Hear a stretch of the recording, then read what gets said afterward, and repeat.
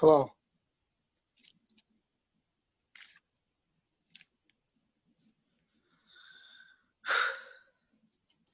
Sorry to be late. Yes, sorry, I am late. Me too. I'm going to Costco. Costco? Costco store supermarket. Oh yeah, Costco. Costco. Yeah. Buy food. Costco. Okay. Hi there. Hi, Rafael. You were lucky because Orlando is late today. Oh, today I don't know why. Someone came to my home and brought me the British sausage, and I ate 3 of them. Oh my gosh, I am like burning inside. I don't feel good. Now, question to you. By the time I was eating, this was delicious, but now I feel terrible. How can I be late if you are all looking at my screen? We didn't see you. The first one to join was Guilherme. Guilherme is going to get a extra point today because he was the first one to join. Okay. I'm always behind the scenes. Just look at you guys talking. Spy. So I'm going to give you an extra point to Guilherme because he was the first one. And I will defend my friend Vyacheslav. And it's going to help me in the state test, this extra point? Oh, yes, it's going to help you in the state test. You just tell them that I gave you an extra point. If you score 74, man, you're good. Okay. Yeah. Now, you see, there's one thing about Russian people. My friend Vyacheslav is from Russia. Yeah. Any words that ends with O, they pronounce it and we hear an A. So nobody can call me Orlando. Every time that Vyacheslav or anyone from Russia, and I have about maybe 40 agents in my agents, they are all from Russia, they all call me Orlinda. Ah. They say instead of O. They say if the words ends with an A, then no, actually ends with an O. It sounds like an A. So Orlinda. So when he said Casca, he was meant Casco, but the O doesn't come out. Yeah, yeah. Isn't that right, my friend? Yeah. Yeah. Yeah. At this point, anything will be right. So how are we doing today? Good. We are good. Good. Little tired, but good. Little tired by taking care of that kid, right? Oof. She fooled us that day. Oh, I have to take care of my kids. 20 years Yes. old. Every day. Take care of him. Every day. Now we had a break one day off. So now we are full of energy. And talking about full of energy, I almost forgot the time in last class. You know, it was already 10:35 when I look at the clock and say, oh my gosh, it's 10:35. The time flew so fast. Yeah. I lost track of the time. When you were looking at it.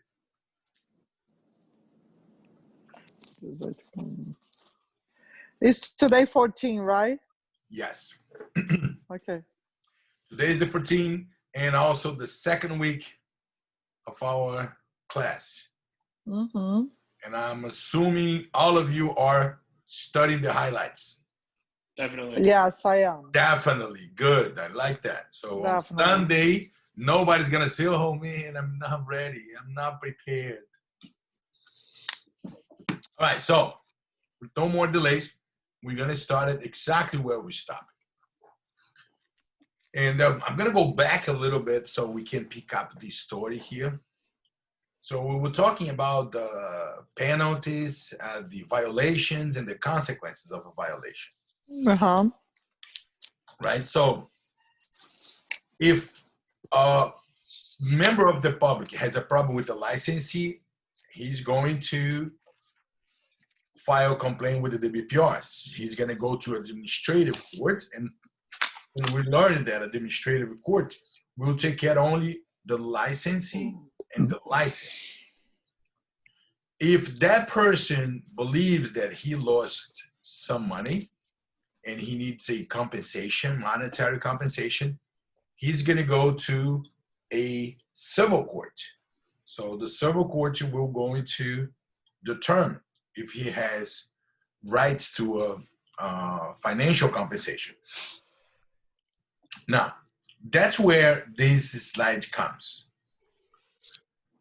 FREC, they put together some fund from violations, from fines, from every time that we do a renewal, they take part of their money to build a fund that we call Real Estate Recovery Fund. Why do they have that? One reason, if one licensee did something bad to a buyer or seller, and in results of that, the buyer lost $30,000, and the civil court said, okay, Mr. Licensee, you must give this buyer $30,000. If the licensee doesn't have the money, because the idea is this, FREC will start trying to collect the money from the licensee's assets. Okay, assets is patrimonio, bem. So if the licensee doesn't have any assets, doesn't have money in the bank, doesn't have any assets, then they are going to use the recovery funds. They're going to use their money to pay the buyer because they believe that the public cannot wait for the money to come. So then they pay the buyer or the seller, whoever wins in court.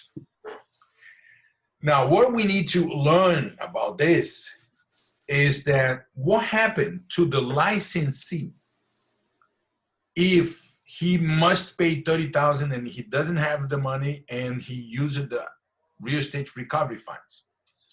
His license will be immediately suspended. Okay? Until when? Until he paid in full. Until he pays back with interest. Interest. Okay, so his license will be suspended. That's called immediately suspension. And it will remain in that status until he pays it back with interest. Okay? Now, the maximum that the recovery funds will fund is $50,000 with a maximum of $150,000. Okay? You said, okay.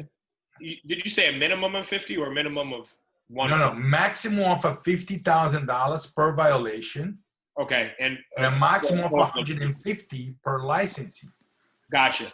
Okay. Okay, let's say John Smith used the recovery funds 5 times. Okay, and each time was 20, 50, 30. So when it reaches up to 150, no more. Okay. Makes sense. Okay, so the max will be 50,000. And the maximum per violation, and 150, the maximum that the licensee can use. Now, we need to understand another thing about recovery funds, which is that the recovery fund will not cover attorney's fees, legal fees, and court fees. Okay, it does not cover that. Let's say that the courts established that this John Smith must pay the buyer $30,000, and there are court fees and legal fees that adds up to $3,000, and the attorney fees is $5,000. So he has $3,000 for legal fees and court fees, plus $5,000 for the attorney, which is $8,000, plus $30,000. Can the recovery funds pay the $38,000 once it's less than $50,000? If there is court or lawyers, no. Yeah, that's what it is. It's in the example. $3,000 for court fees and legal fees, and $5,000 for the attorney fees. even though it's still less than 50, if we add all together, they are not gonna pay the court fees, legal fees, or attorney fees. We're good? Yes. All right. Something else. Let me give you guys the example. We will talk about EDO, which is escrow disbursement order. Mm-hmm. When we have a dispute over an escrow money, then the broker must notify FREC within 15 days. And the broker will send out the documentation to FREC. FREC is going to look into those documentation and he will make a decision. And let's say the FREC says, Mr. Broker, give the money to the buyer. And then the broker, following orders from FREC, gave the money to the buyer. The seller didn't think that that was fair, so the seller sued the broker in court for the money. Let's say it was $50,000. And the seller wins in court. You follow me? Yes. Now, what do you think is going to happen to the broker?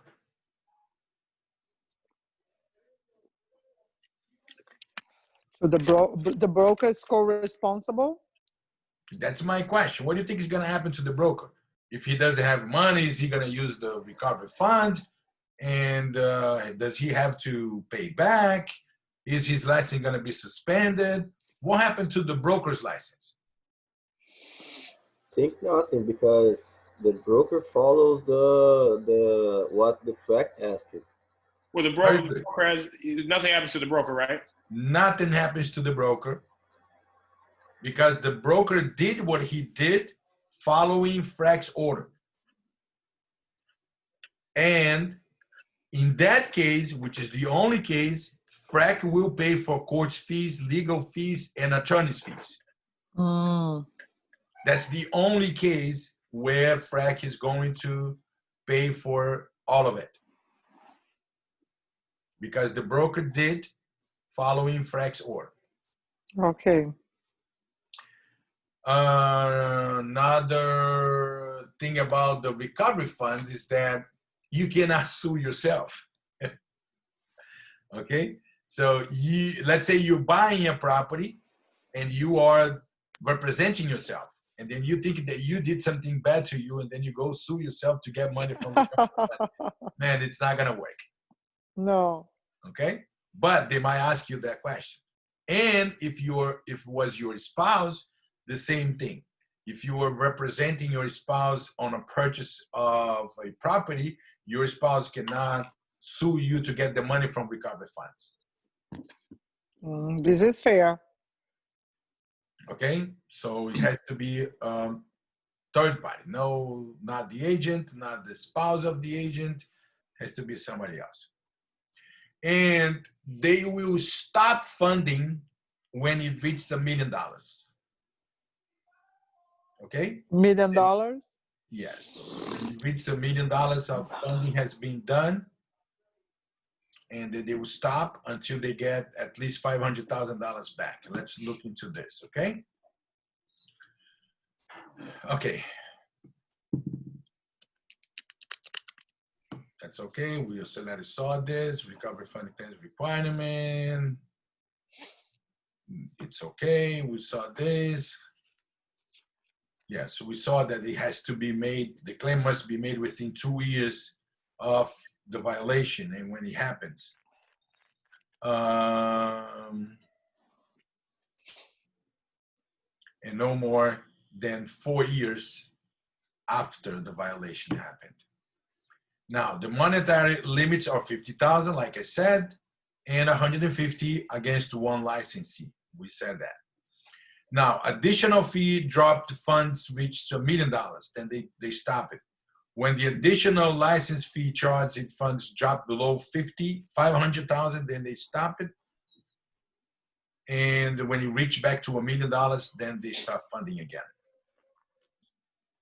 Okay, and the money comes from, like I said, license fees, fines, mandatory suspension, is what happened to the licensee if they use the recovery funds, and the license will be suspended until he pays it back. Okay, we already spoke about the EPO. Okay, if the broker is following FREC's order, which is escrow's disbursement order, nothing happens to the broker, and FREC will take responsibility even with the fees and the attorney's fees. Only compensatory damage can be paid from the funds, no other type of damages. Attorney's fees are not included. And done with chapter 6. Good.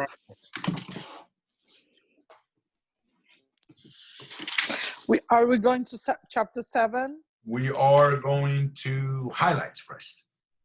Okay.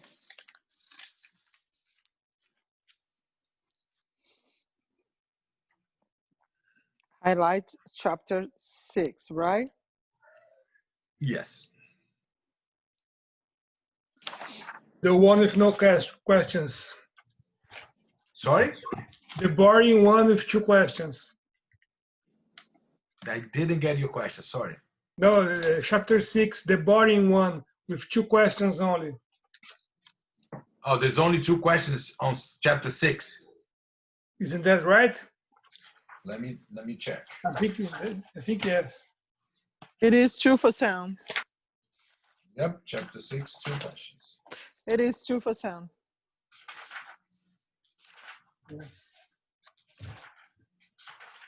All right, so we open the book on page 126. And that goes to everybody but Alexandra. Okay. 31 through 34 on page 126.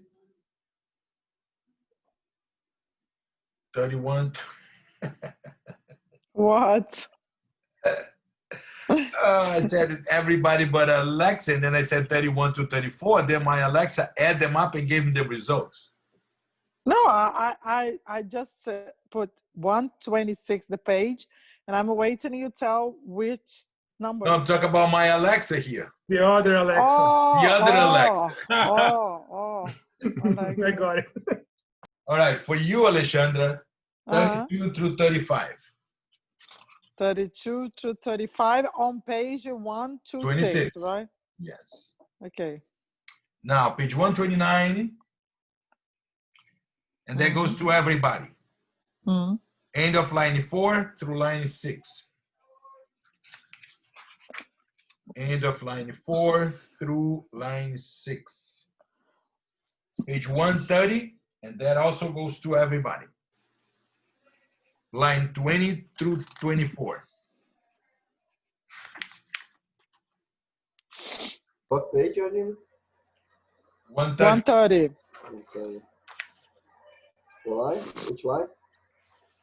20 to 24. Good. Thank you for your help. Okay. At the end of the month, you share your fees with me. All right, good. Good. Enough for that.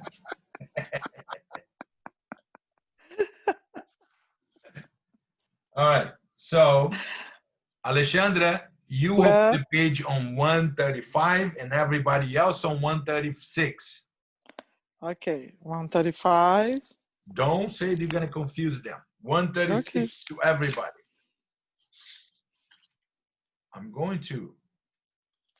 All right. Everybody but Alexandra. Line 1 on page 136.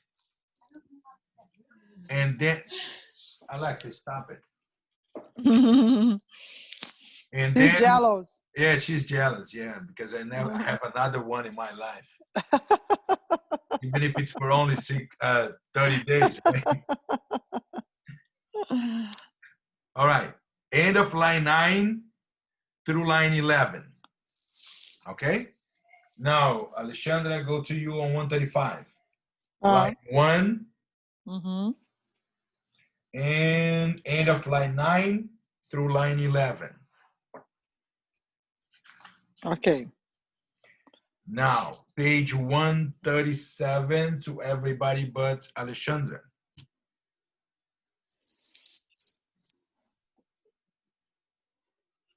(11 through 17). Alexandra, same page, 137. Mm, The lines are 3 through 9.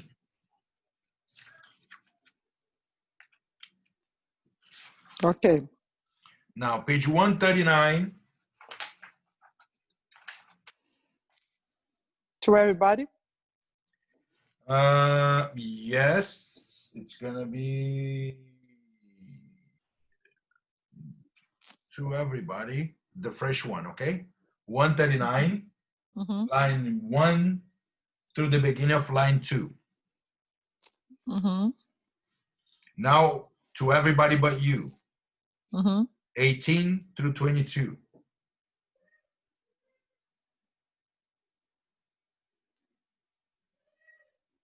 Actually, no, guys, No. no. It's line. Okay, forget about this last highlights, okay? This last highlight, 18 to 22, it's not. Mm-hmm. Now, to you, Alexandra, 29 through 32. 29 to 32 in the page 139. Yes. Okay. Now, everybody else, 140, page 140. Mm. Now you, Alexandra, Okay. 3 through 6.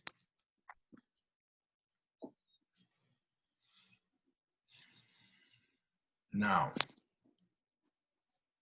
everybody but Alexandra, page 141.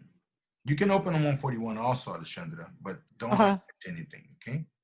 Uh-huh.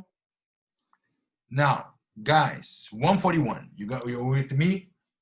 Yeah. Alexandra, you can look at the same thing on line 1, and you guys are gonna look into line 16. Do you see that says 3rd-degree felony? Hold on. 141. Line 1 for you and everybody else 16. Yes. Everybody sees 3rd-degree felony. Yes. Highlight 3rd-degree felony. Oh. Okay, now everybody besides Alexa goes to 19, and Alexa goes to 5. 5. Yes, it says $5,000 and or 5 years in jail. Right at the end of the line is a $5,000 and or 5 years in jail. What does that mean? 3rd-degree felony is a fine of $5,000 and or 5 years in jail. We good? You got the highlight? I need vacation. 5 years in jail. Maybe it's better. Really? I don't want that type of vacation. All right, everybody but Alexandra on page 141, 29 through 35. Mm-hmm. And Alexandra 16 through 23. 16 to 23. 23. Mm-hmm. Now 144 to everybody but Alexandra. 10 through 14.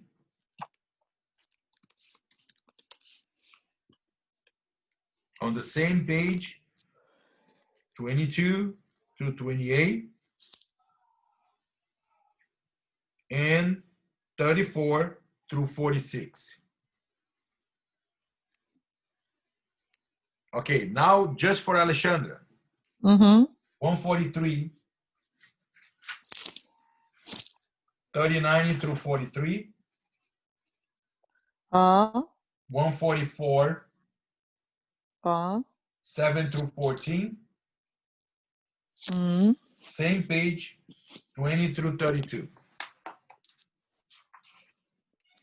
20 to 32. Okay, now everybody open the book. Home page.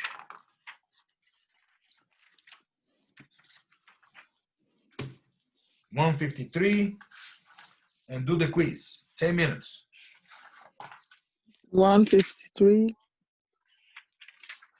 And do the quiz. Okay. 10 10 minutes. 15 questions. Oh. I'll check you after 10 minutes and see if you did another 5.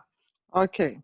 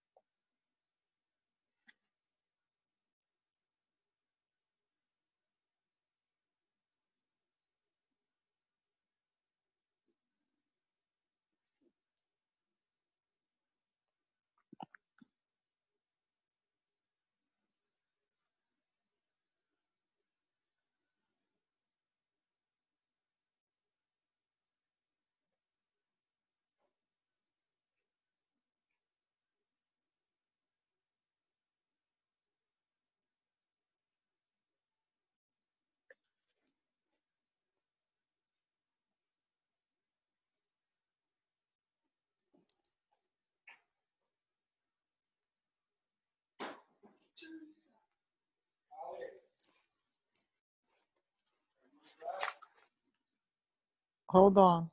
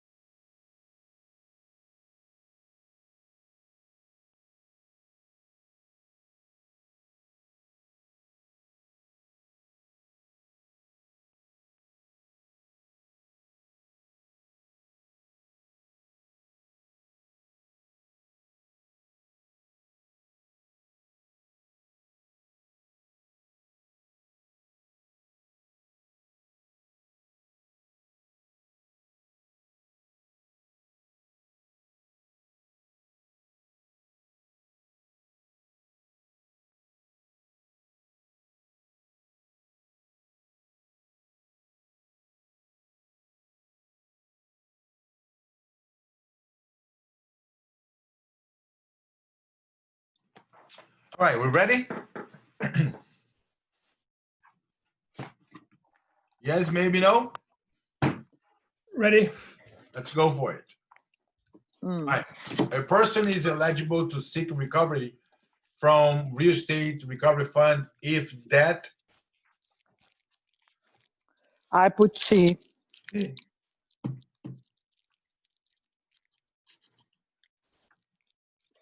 A, if a person received a final judgment against a licensee in a legal action and the case was based on real estate brokerage transaction, assuming no specific exceptions apply. A. Yeah. Okay. The decision as to whether probable cause exists is made by a majority vote of Commission. huh? The decision to decide whether probable cause exists is made by the majority vote of the commission. A. A. Actually, the Was it B or question C? gave up the answer. Huh? The question has gave a up the answer. Is it D? Oh, goodness. The question gave up the answer. gave up. It was too obvious. Yes, it was too obvious, and nobody see the obvious. Ninguém vê o óbvio. Which action Okay. D. would cause a license to be revoked without prejudice? D? Everybody goes to D? No, C. I'm the two. The two is D, right? Yes. Okay, thank you. Sorry. 3. C. Good. C, I put C. Which offense is a misdemeanor of a first degree? Failing to timely. Which one is that? C? I'm looking at C. That's definitely look like a misdemeanor. Remember that I told you what is 111 means? The first one is for first degree misdemeanor. The second one is for up to 1 year in jail. And the third one is up to $1,000. And that's for what? I said A. Violation on rental information. Oh, okay.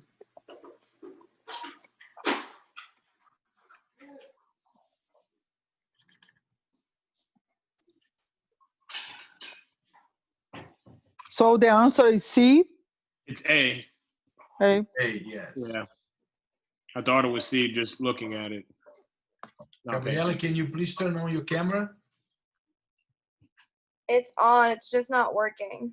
Oh, it's on, just not working. Okay. It is on. I can literally take a screenshot for you of my thing. It's on. Yeah, but I see a black screen here. I know. I don't know what's wrong. It tells me that it's on, but it's not on. It's okay. Você vai privar a gente de ver você. Não é minha culpa. O computador não deixa.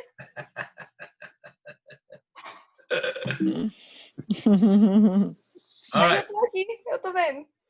Yeah, no problem. We're gonna fix that for the next class. So we'll put a picture of you. At least we see something about you. Who prepares and submits a recommended order of findings and conclusions in a complaint case? The DBPR. And what type of court is the BPR? Court of Huh? who prepares and submits recommended order of findings? Remember, we have 3 courts, right? 3 courts. And one is civil court, the other one is criminal court, and the other one is Administrative. Administrative. yeah, the administrative law of judge. They are the one who recommended order of finding and conclusion in a complaint case. In order to issue any order issued by the BPR secretary or a legal appointed designee that results from circumstance imposing an immediate danger to the public health, safety, or welfare is called a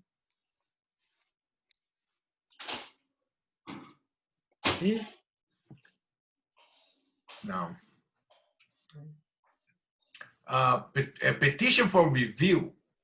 If we go by elimination, petition for review is when you appeal, right? All right, stay enforced.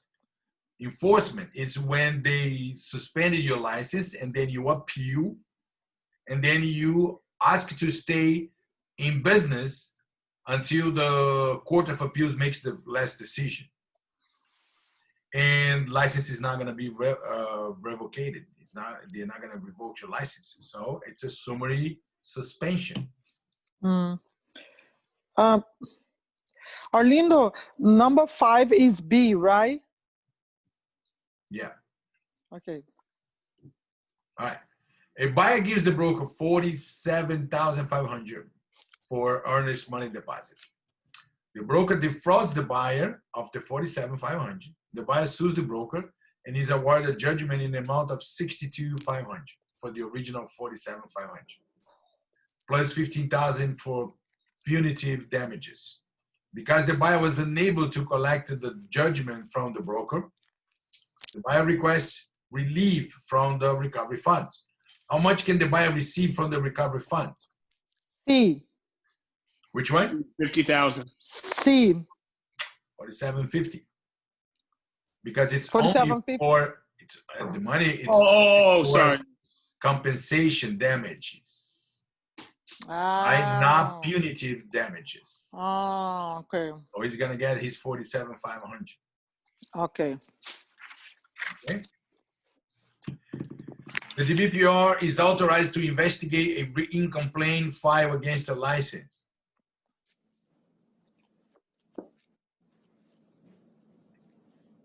Which one? D. Or the DPPR is federal. It's federal, right? No, the first step of the DBPR is finding if it's legally sufficient. Remember we spoke about that? File a complaint on the BPR, then the DBPR will find if it's legally sufficient. If it is, then goes to the next step. So we say Yes. If a broker's license is suspended, the licenses of all sales associated working for that broker are Placed into involuntary inactive status. very good. One of the grounds for the suspension or revocation of a licensee's license is the unauthorized use, or retention of money or property, otherwise called Conversion. Conversion. Conversion. Conversion, yeah. So you're using money without authorization. A licensee received a citation for $500 for operating as a sales associate without a registered employer. The sales associate felt the citation was issued wrong. How should the sales associate proceed?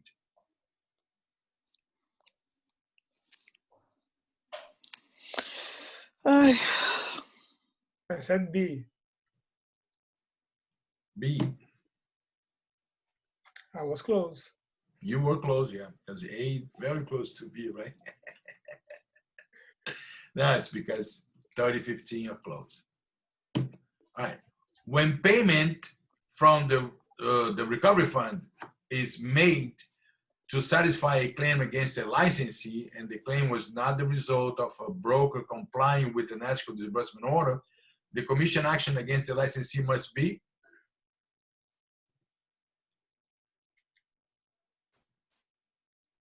Probation. nope, it's mandatory suspension. Okay, it's basically the same question that we saw before.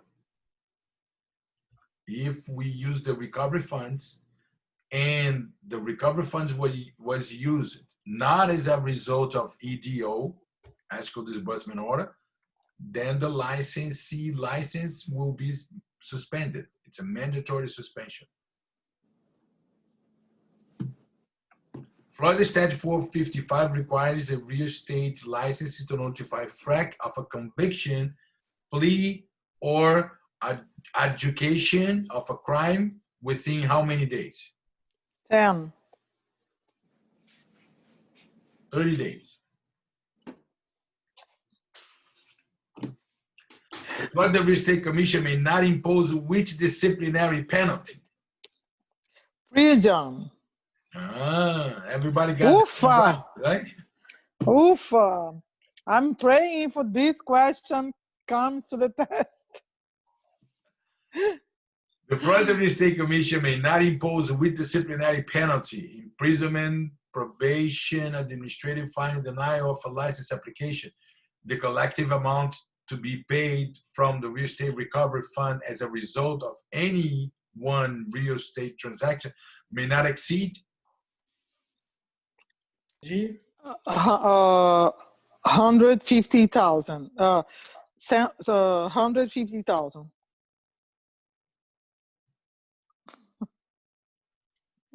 I don't know why you got 150.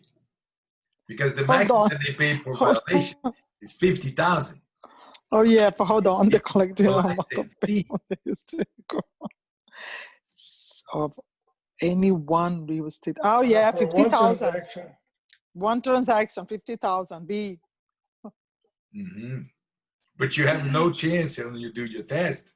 I know. You go back and correct. Oh yes. There will be no lindo.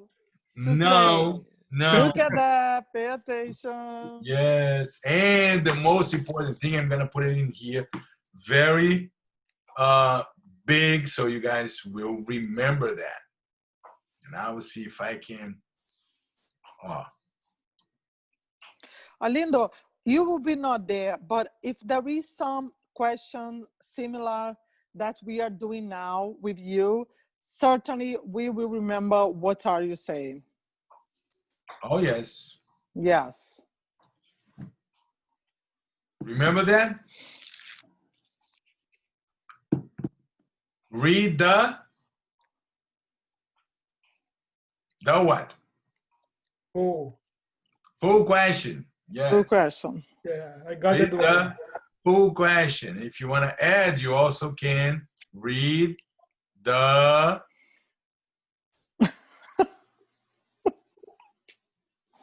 Oh my gosh. full answer. It's 150. No, it's 50. Oh, 50. Because it's one violation. Maximum that they can is 50. Yeah. My gosh. All right, we are good. I'm gonna stop sharing. Let me go back here.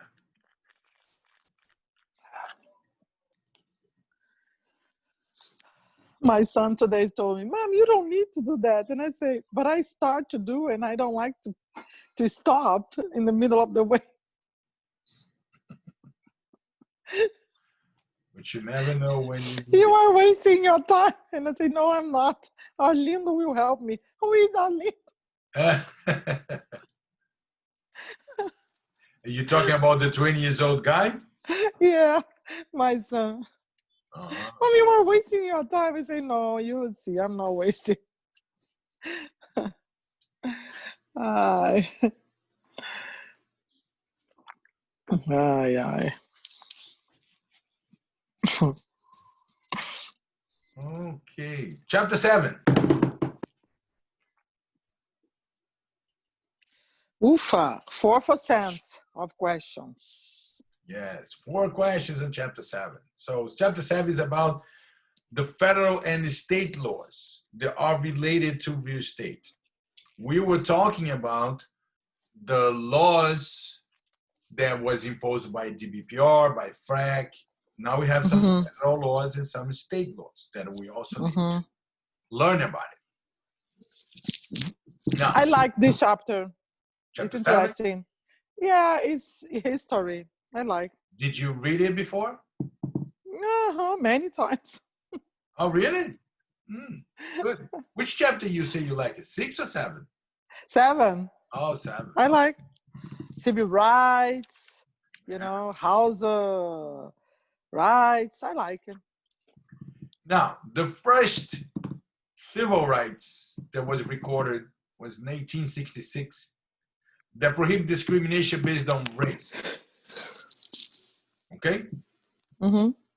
And they say here that there's no exceptions because there's some discriminations that might be or might have a way to go around it, but never race. Then in 1964,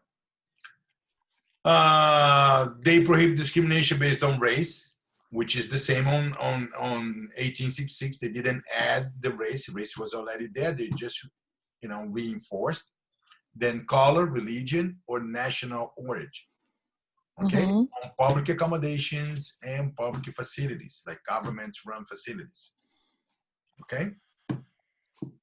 Now, in 1968, then comes the Fair Housing Act, and they include another 3. So with a total of 7. Okay, so 7 classes that are protected against discrimination. Race, color, religion, sex, national origin, handicap, and familial status.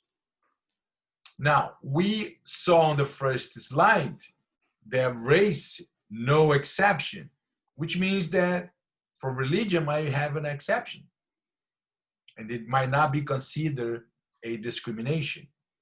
Okay, there's some others that may not be considered discrimination. Now, familial status, families with children under 18 and pregnant women.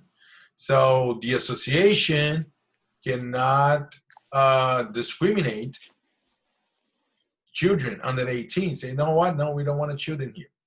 There are some exceptions. We're going to look into that. But in general, they cannot.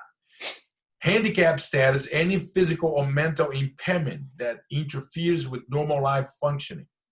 So we cannot discriminate. Oh, I'm not going to rent this apartment for you because you have a person with mental impairment or children Wheelchair. 14 years old. Yeah. Now, discrimination in general. All right. Federal law prohibits discrimination based on any of the 7 that we saw before. Race, color, religion, and familial status, handicap. Discrimination might be legal if it does not violate the federal or state or local laws, like discrimination against smokers. It's okay. All right? Discrimination against pets. Yeah. Renting my house, but I don't want any pets there. Yeah. Licensees should be familiar with the laws in areas where they operate, because there's some people that because they created something called emotional support dog, Yeah. was emotional support pet, whatever, and they are abusing of this because they really don't need any emotional support dog, but because they want to rent that apartment or they want to buy that apartment, then they go online. There's people online, doctors online, that they issue the emotional support dogs documents, so then they present it. But that's something else. Now, A2 to help memorize.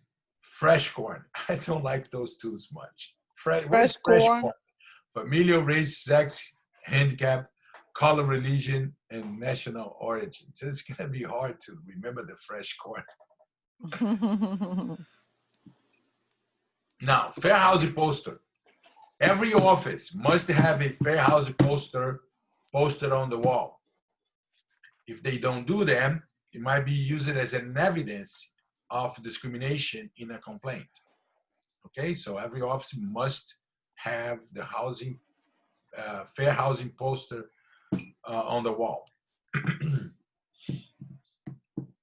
Now, Fair Housing Act covers residential real estate transaction, government-owned residential property, privately owned if broker is self-employed to sell or rent a property, single-family homes owned by a business entity, sales of a home owned by a person who owns 4, multifamily. Let's see if we can understand this thing better. It's telling me, let's look into the second one. And let's use a simple words, because this is too complicated. A seller is selling a property and he hired a broker to help him to sell or to rent. That's what this means. Private owned if a broker is employed to sell, which means that if he's selling for himself, can he discriminate? No. You know, let's think about it. You know, let's not just swallow the subject. Let's think about it. I'm going to put this thing in here. There must be a reason why they put this line here, right? It will be a discrimination if the owner hired a broker to help him sell or rent. So that means that if he doesn't hire a broker and he's trying to sell for himself, then he can discriminate. Otherwise, they didn't have to put that sentence there. You agree with me? Yeah. Would be unnecessary to put this if discrimination goes to everybody. Why are you going to tell me, oh, if the broker, if the owner is selling using a broker, then it will be a discrimination, which means that if it's not hiring a broker, it may not be discrimination. So let's look into something here.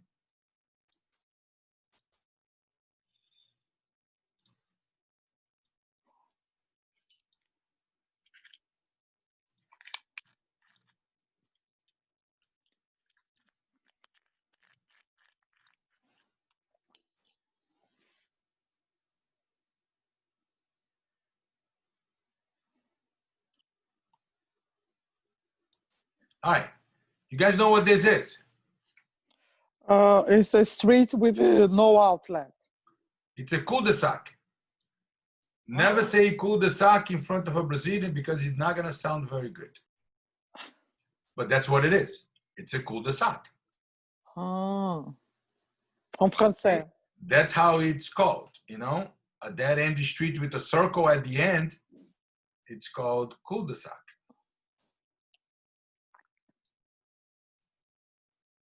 And those are little houses around the cul-de-sac.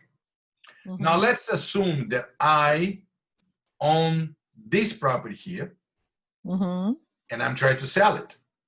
And I didn't hire any broker. It's for sale by owner and I am not licensed. My sister lives on this property here with my nephews and nieces. Do you think I care who's gonna buy my house? That will be my sister's neighbors? Yes, you can. So can I discriminate in that case? Yes. Yes, but never against what? Never against familial status, race, sex. Race only. Race Ah. only. Race has no exceptions. Mm, Okay? Race has no exceptions. mm. So if I'm selling by myself, can I discriminate? Yeah, I can choose who's going to buy my property or not. Mm-hmm. Now, let's look into this.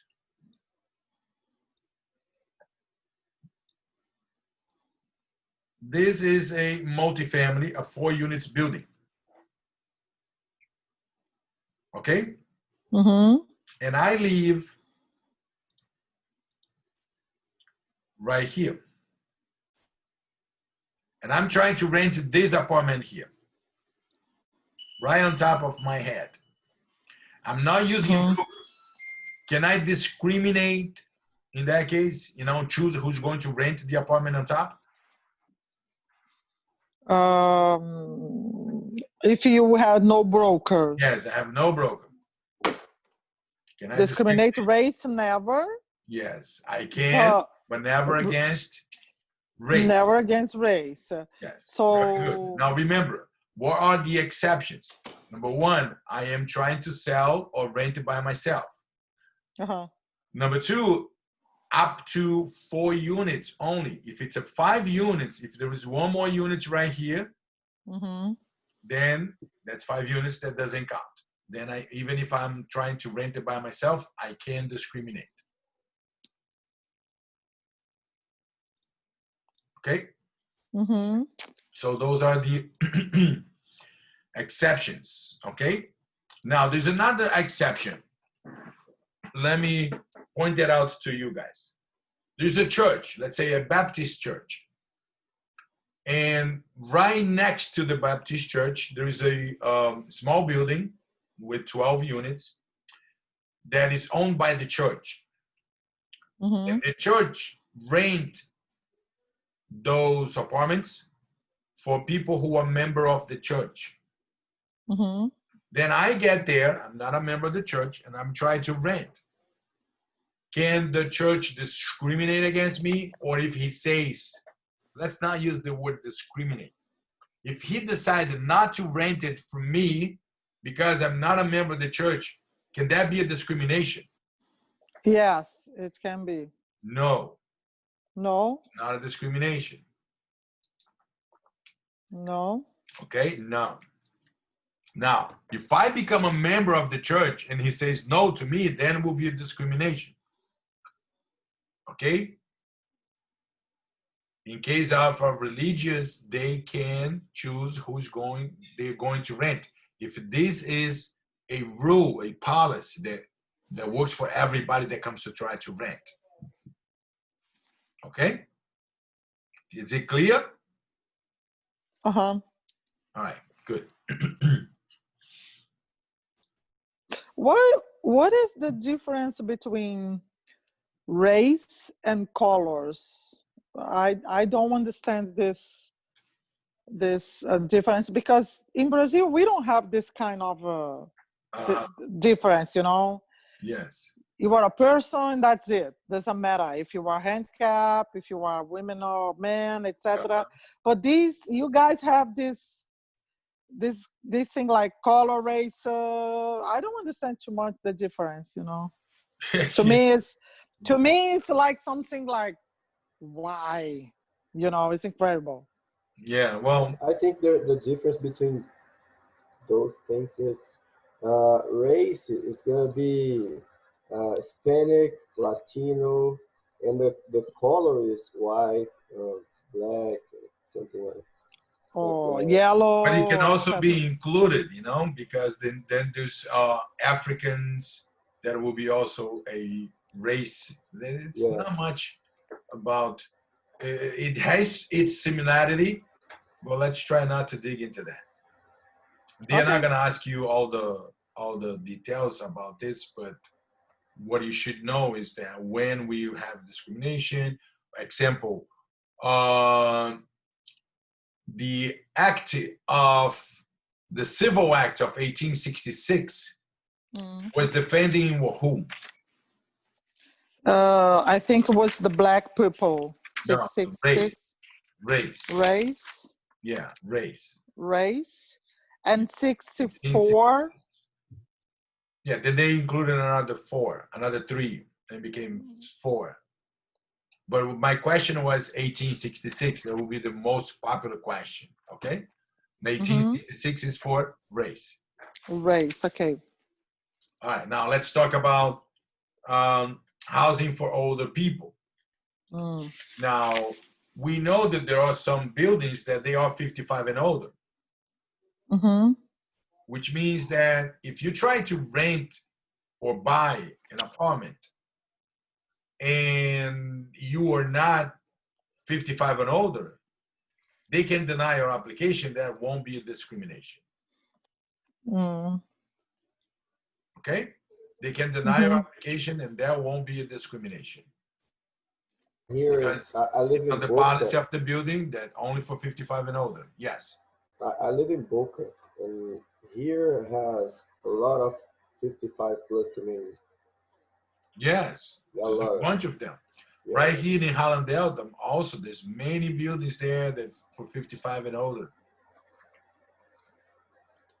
And if anyone below 55 wants to buy a rent, then the association can deny their application and it won't be a discrimination because that's a policy.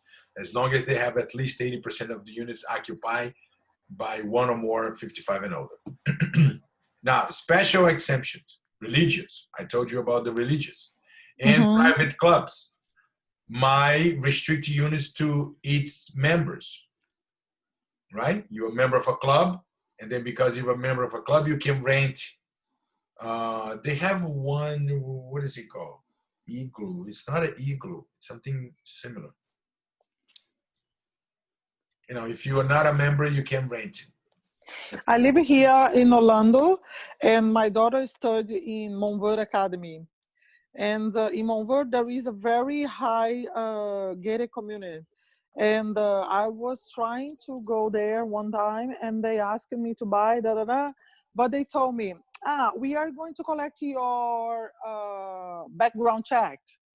If someone has a background check, they are not allowed to live here. And I say, oh, okay, to me that's fine. But imagine if you are super rich and then you have super money to buy the house, and one day you have the background check, you cannot go there and live there. This is discrimination, I think. Well, but you can't file against it because they have the right to check the background for the person. And if they find something that's not suitable for their community, they can say no. It happens a lot, and it happens a lot more than you think in, say, co-ops in New York City. I mean, it's famous. A basketball player, you know, a guy can make $50 million a year, but if it doesn't jive with the rest of the people on the board, they just don't allow it to come in. So it happens a lot in New York. There's one building here in Sunny Isles that if you don't have 740 score, they also don't rent you a cell. Oh. Imagine 740 it's already a very high score. Yeah. All right, prohibited activities. Let's talk about prohibited activities. This is very interesting. And I always try to push you to understand it before we do the explanation because that's the best way to get there. Now, let's say a guy come to me and he's wearing a kippah. You guys know what a kippah is? Yeah, the religious. Yeah, for Jewish people, they use for Jews, yeah. Right? Now, he comes to me and says, Alina, I want to buy a property and I want you to help me to buy a property. And then I know for a fact that he's a Jew because of the kippah. And I also know that all the Jewish people, they keep Shabbat, right? So when they go to the synagogue, they walk. So then I think that he wants to buy a property close to synagogue. Then I show him properties in Aventura that is close to synagogue. Is that okay?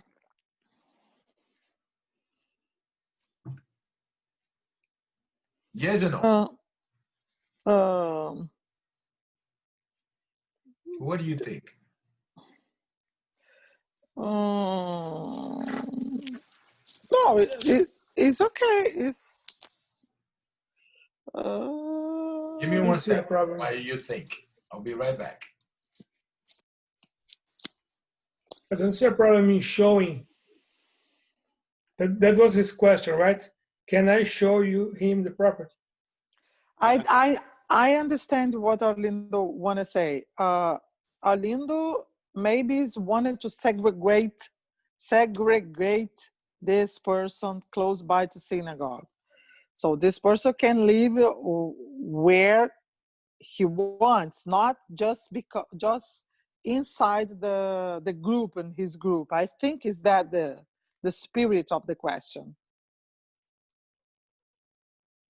I don't know.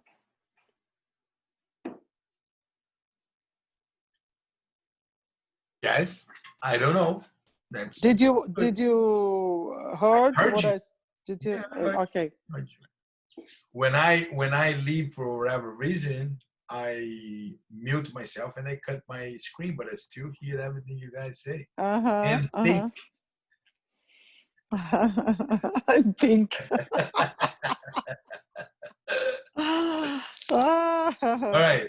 I will repeat the scenario, okay? I know that he's a Jew, and I know that he keeps Shabbat, and I know he walks to the synagogue, so he needs to live close to a synagogue. Otherwise, it will be a very long distance. And I decided to show him properties in Aventura. Aventura it's one city here in Miami. Is it okay for me to show him property in Aventuras, only in Aventura? No, not only in Aventura. Not You only. must not only. But I think it's okay if you show him place in Aventura. What's the problem with that? Now, this is considered to be steering, Faz chá para mim. okay? Steering, and steering is illegal. What can I do in a case like that? What if he asked me, Arlindo, show me properties only close to synagogue? No, this is Can not I show him steering. property in Aventura, only in Aventura? This is not steering. Can If I? he asks, It's still steering because I'm making a choice for him. What city? What can I do? I can do two things. I can open the map and show him, look, the synagogue here, and here. Tell me where you want to see properties, and I'll show you. Or I can get houses in Aventura that has synagogues. I can get houses in North Miami Beach that has synagogue, and Surfside that has synagogue, and then I go show properties. Consider steering. It's if I try to channel this person to one location only, then I am trying to channel this person to that location. And that's why it's illegal. And it's called steering or channeling. Another. Can you please spell steering? Steering. I'll put to you right here. STEERING. Like in your Right, car. right here. Steer. Okay. What is steering means? What is steering means in Portuguese? Steer. Direcionar. Huh? Direcionar, dirigir. Direcionar, direcionar. Direção é steering. Another question here is very common to ask, hey, I want a house that is zoned for good schools. Is that okay? If you decide what are the I cannot decide whatever situation is, I cannot make that decision. This one is very common, right? Huh? This one is very common, yeah? It's also very common, but you can pick and choose. Got it. Okay? You can pick different cities that has A schools and show them properties on those different cities. Or you can point in the map where are the cities that has a good school, and then he will choose. And this is one thing that they are trying to prevent. It's us to make a decision for the buyer. No, and after that, after months or year, the guy can say, she never showed me another place. Now I'm here, I'm seeing others better place. So we get free of this situation, you know? Yes, it could be one reason. It could be one thing happening in the future. Another thing that's also considered steering, and you can't do it, is to mention that the property that you are selling is close to a synagogue. You can't say that. Or close to a Baptist church, or close to a Catholic church. What can you say? What can I say? Yeah.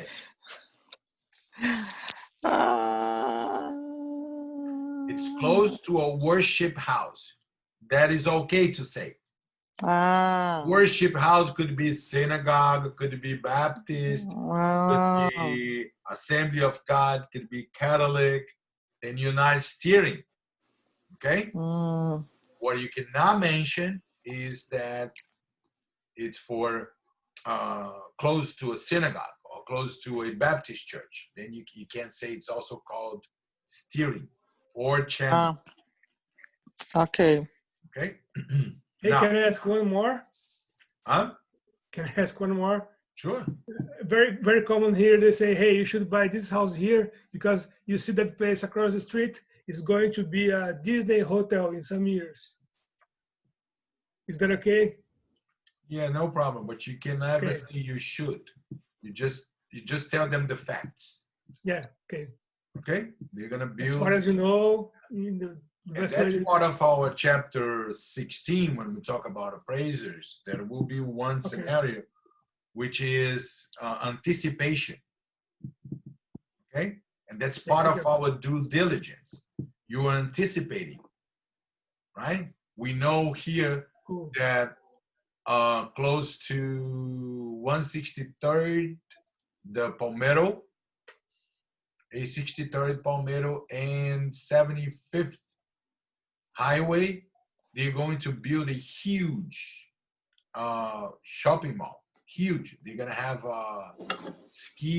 ice ski inside. Wow. Have a bunch of things. Gonna be huge, huge.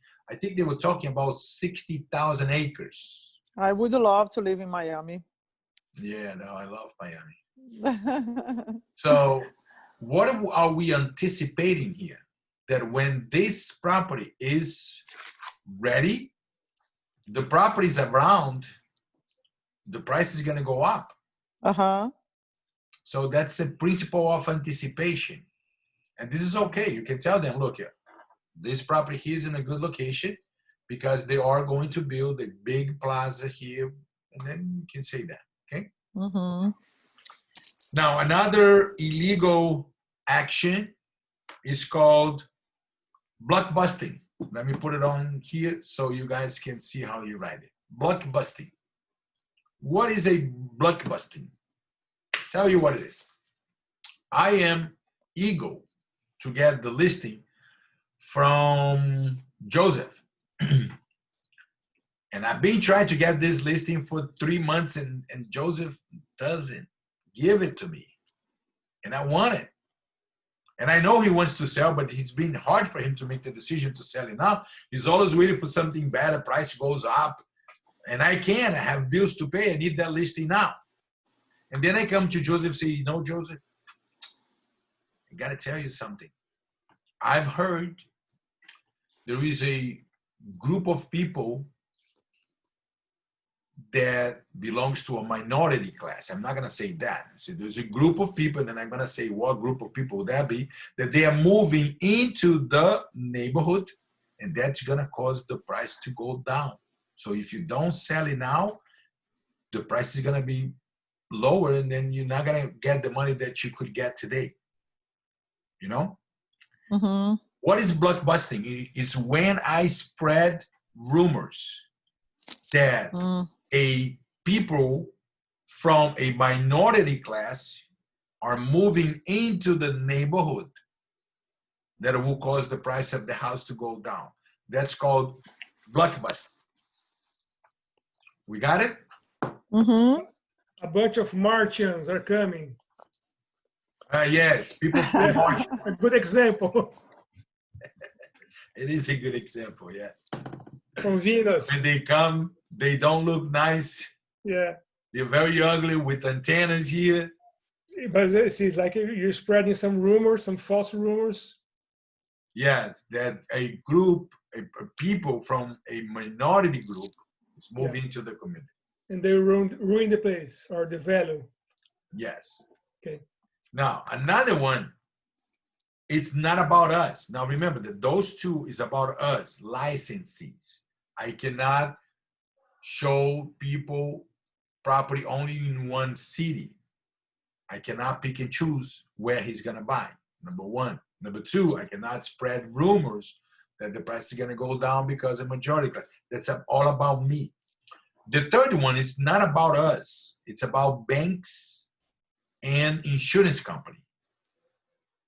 And that will be a discrimination if the bank or the insurance companies deny loans or insurance based on the age of the property or on the neighborhood. Let's say it's a poor neighborhood, the income level for that neighborhood. Okay, they cannot deny loan based on those things, and if they do, it's called red line. Mm-hmm.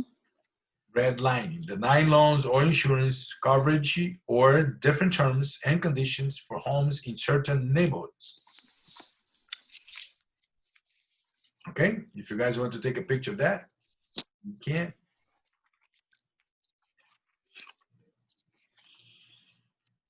We're good? Uh-huh. Now, prohibit these activities. You cannot refuse to rent, to sell, to negotiate, or deal with a member of a protected class. You cannot refuse. Okay, that will be discrimination. We already spoke about it. Just a way for us to, get the information more in our head. Quote different terms and conditions, and that happens. I had a situation where the person was trying to rent a property, and there's two scenarios that happened. The first one, she called, and they said that the house is already rented. It's not available anymore. So she asked someone else to call, and they said the property was available. Or the other case that happened is that they call them and say, oh, is the property available? Yes. Oh, how much is the rent? That's $2,500. $25 for that area, that's too much. Yeah, but that's what we're asking. Because for some reason they recognize the accent, and they said, well, this person, I don't want to rent for them.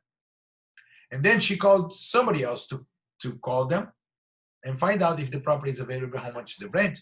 And in fact, it was $1,800. And both persons sued the landlord, and they won in court. Okay? So you can't give it different terms, different conditions, or different privileges based on those 7 classes.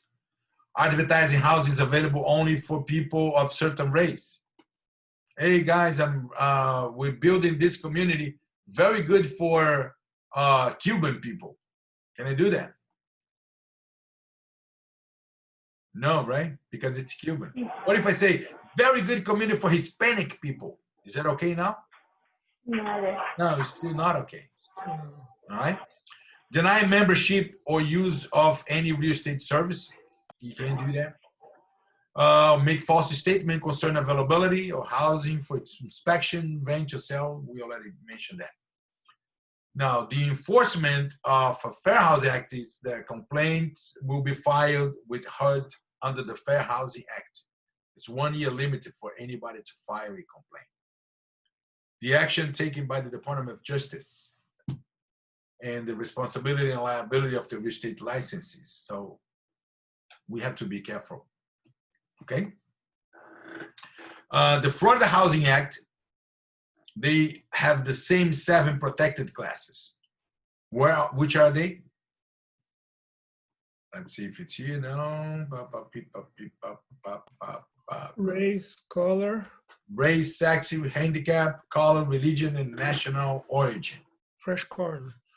Okay, so Florida Housing Act protects the same 7 classes. Okay, it's prohibited to refuse to rent, falsely deny the house is available. Same thing, same thing. Now, American with the Disability Act is the ADA. The American with the Disability Act just for us to understand a bunch of information, and we keep what is important and leave what is not important aside. If you are a commercial property, especially if you are a commercial property, the AGA says that you must make some modifications, like for public accommodations. Example, on the sidewalk, you have to have some kind of ramp for the wheelchair. On the bathroom, you have to have those bars next to the toilet, right? So it's a act that was created to facilitate or makes the people people with handicap better, a better life, to enjoy life like we do, or like normal people does. So then they created this to, in a way, force them to make those accommodations. But what do we need to know about this? In a way, force them to make this accommodation. This accommodation must be readily achievable and economically feasible. So they're not going to force anyone to spend $100,000 just to make a ramp and to fix the bathroom, right? It must be what? Readily achievable and economically feasible. You understand that? That's the important part that I want you guys to keep. The AGA says that we need to create accommodations for the handicapped people. Okay, we do. But if it's what? Readily achievable or economically feasible. If something is going to take 1 year to do it, then it's not readily achievable, right? All right, we're good. We're good. You understand that? 1, 2, 3, now. Full disclosure for interstate land sales. You want to know about that? Anybody's going to buy any piece of land outside Florida? Yeah, but I think you need to know that. So I'm going to tell you. You want to know? Yes. Sure. Then go to break. I'll tell you everything when you come back. Thank you. Thank you. Vapt, vupt. Okay, thank you. What time? 30 minutes, 8:30, we're back. 8:30. Okay, see you. Right? See you. Bye. Enjoy. And thank you.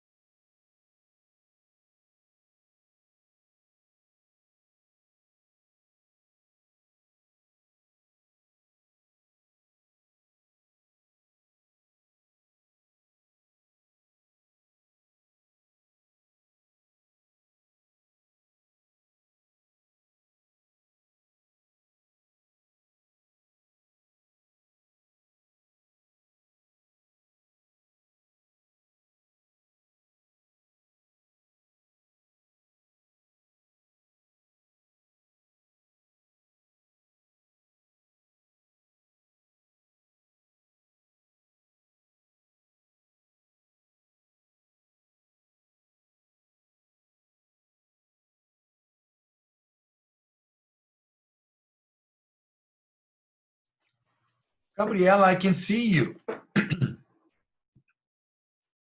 but I can't hear you. I fixed it. Oh, what did you do? I was messing around with it. Oh, good. Sometimes messing I don't around know with what I did, but I did something. I don't know what I did, but it's something I did. Okay. So we are all good. We ate, we relaxed, and we start again. All right. This interstate land sales, full disclosure, was created to protect buyers against developers. The idea is that the developers must register the developments and provide disclosures about the development, okay?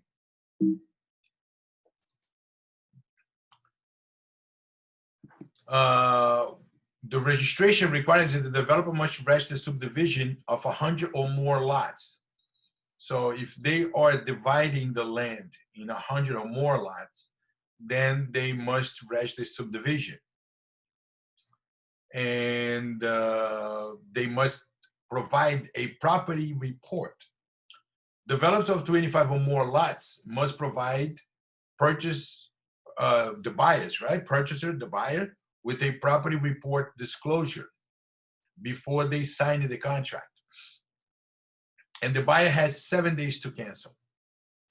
See, if the buyer did not receive the disclosure, the report disclosure, they may cancel within 2 years. If they can prove that they never received the report, they can cancel within 2 years. Now, we're going to talk about the Landlord and Tenant Acts, only for residential, okay? And this act was created to place landlord and tenants on the same level, okay? Applies to rental of dwelling units, only for residentials. It doesn't count transient facilities, no renting of mobile homes, and commercial leases also doesn't apply. Now, deposit in advance. We know that when we rent a property, in general, we put 3 months. First month deposit, the last month deposit, and a security deposit. Is that right? Good. Now, there are rules of what the landlord will do with their money. Remember, he cannot put their money in his account, and he cannot use the money because it's not his money. That first month is the only month that belongs to the landlord because it's the first month and we pay rent in arrears at the beginning of the month. So the last month, it's to be used on the last month, and the deposit will only going to be used if the tenant moves out and leaves some damage on the property that the landlord must use the deposit to do repairs. So he cannot touch that money. Okay, he needs to deposit in a separate banking account. Now, could be an interest-bearing account. We already heard about interest-bearing account before. What is interest-bearing account? It's an account that gives some kind of interest. Pays interest. Okay? Now, he can do that. But this is what he has to do.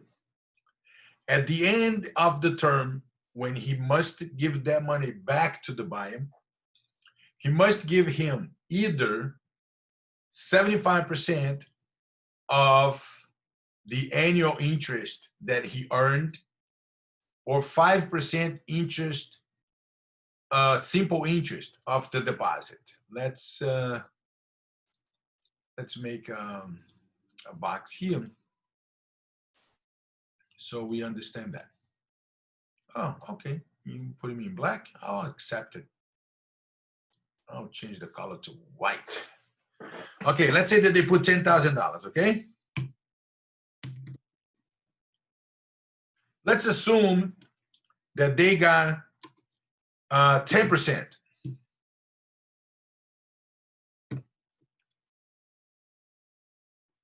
of interest. So 10% is $1,000, right? And then the law says that he must give him 75%, which is $750. That's one option. Option number two is give him 5% simple interest, which will be $500. Understand that? We good? All right. Now, here in Aquilina, if you rent an apartment in Aquilina, you will pay $25,000 a month rent, which is a lot of money. The last month is 25. The deposit is 25. First month covers the first month. And now the landlord has $50,000 on his hand. And he was thinking, you know what? I'm going to get this $50,000 and I'm going to put it together with another $100,000 that I have. And I'm going to buy house, fix and sell. Can he do that? Probably not. No, no. That will be commingling, will be conversion, will be a bunch of problems that he's going to get it. But this is one thing that he can do.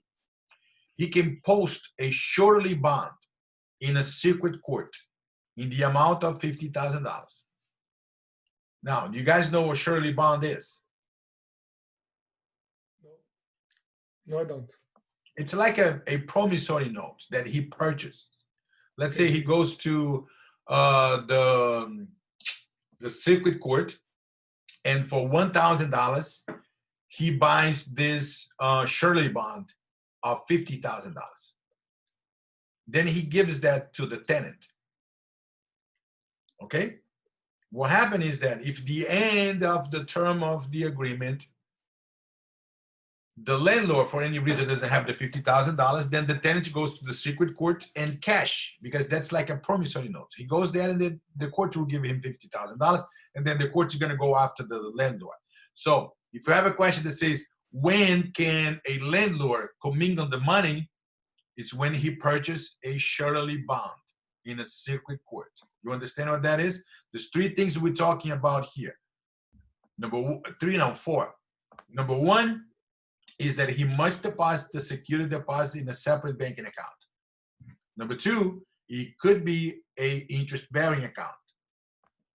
In that case, he must give it to the tenant, either 7%, 75% of the total interest earned, or 5% interest rate.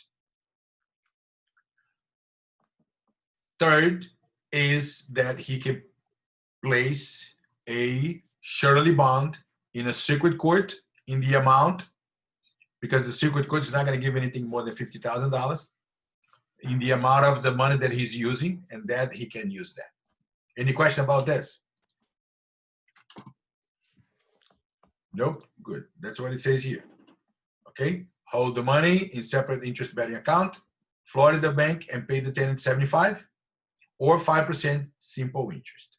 Or he can post a bond, surety bond, for the amount of the security deposit and the advanced rent, or $50,000, whichever is less. So the maximum that the circuit court will give it's $50,000, and then pay the tenant 5% simple interest per year. That's what we saw. Now, landlords of 5 or more units must provide written notice to tenants within 30 days of collecting deposit. There's a lot of people that they don't do that. But the law says that if a landlord has 5 units or more, he must provide a written notice to the tenant where he put the money. Okay?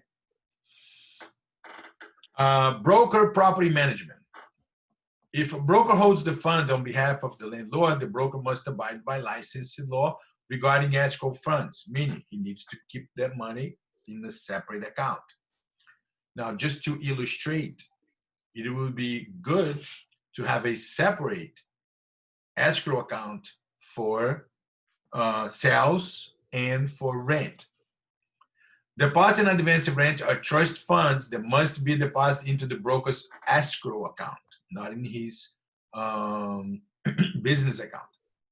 Best to open a separate escrow for property management, but it's not required. It's better to manage the account. As we said, if it's for property management, they can have up to $5,000 mixed. Okay, for sales is how much? How much is for sales? $1,000. $1,000, right? $1,000. And for property management, up to $5,000. Right. And the rules for the check are the same. The sales associate must deliver the rent or rental deposit to broker by the end of the next business day. Doesn't change the fact that it's a sales or it's a rent. Nothing changes. It remains the same. Now, rental to active duty military must provide or deny, must approve or deny the rental application within 7 days. If service member has completed the application, landlord must rent it to service member. If denied, must state the reason for deny. So military has priority. Sale of a tenant-occupied homes. And I'm going to tell you one thing that you must write it down for your test and for your life, okay? It's this. A sale survives a lease. Did you write it down? A sales survives a lease. Now I'll give you 1 minute for you to think about what I just said and try to understand what that is and tell me what do you think that is. A sale survives a lease. What do you think that is?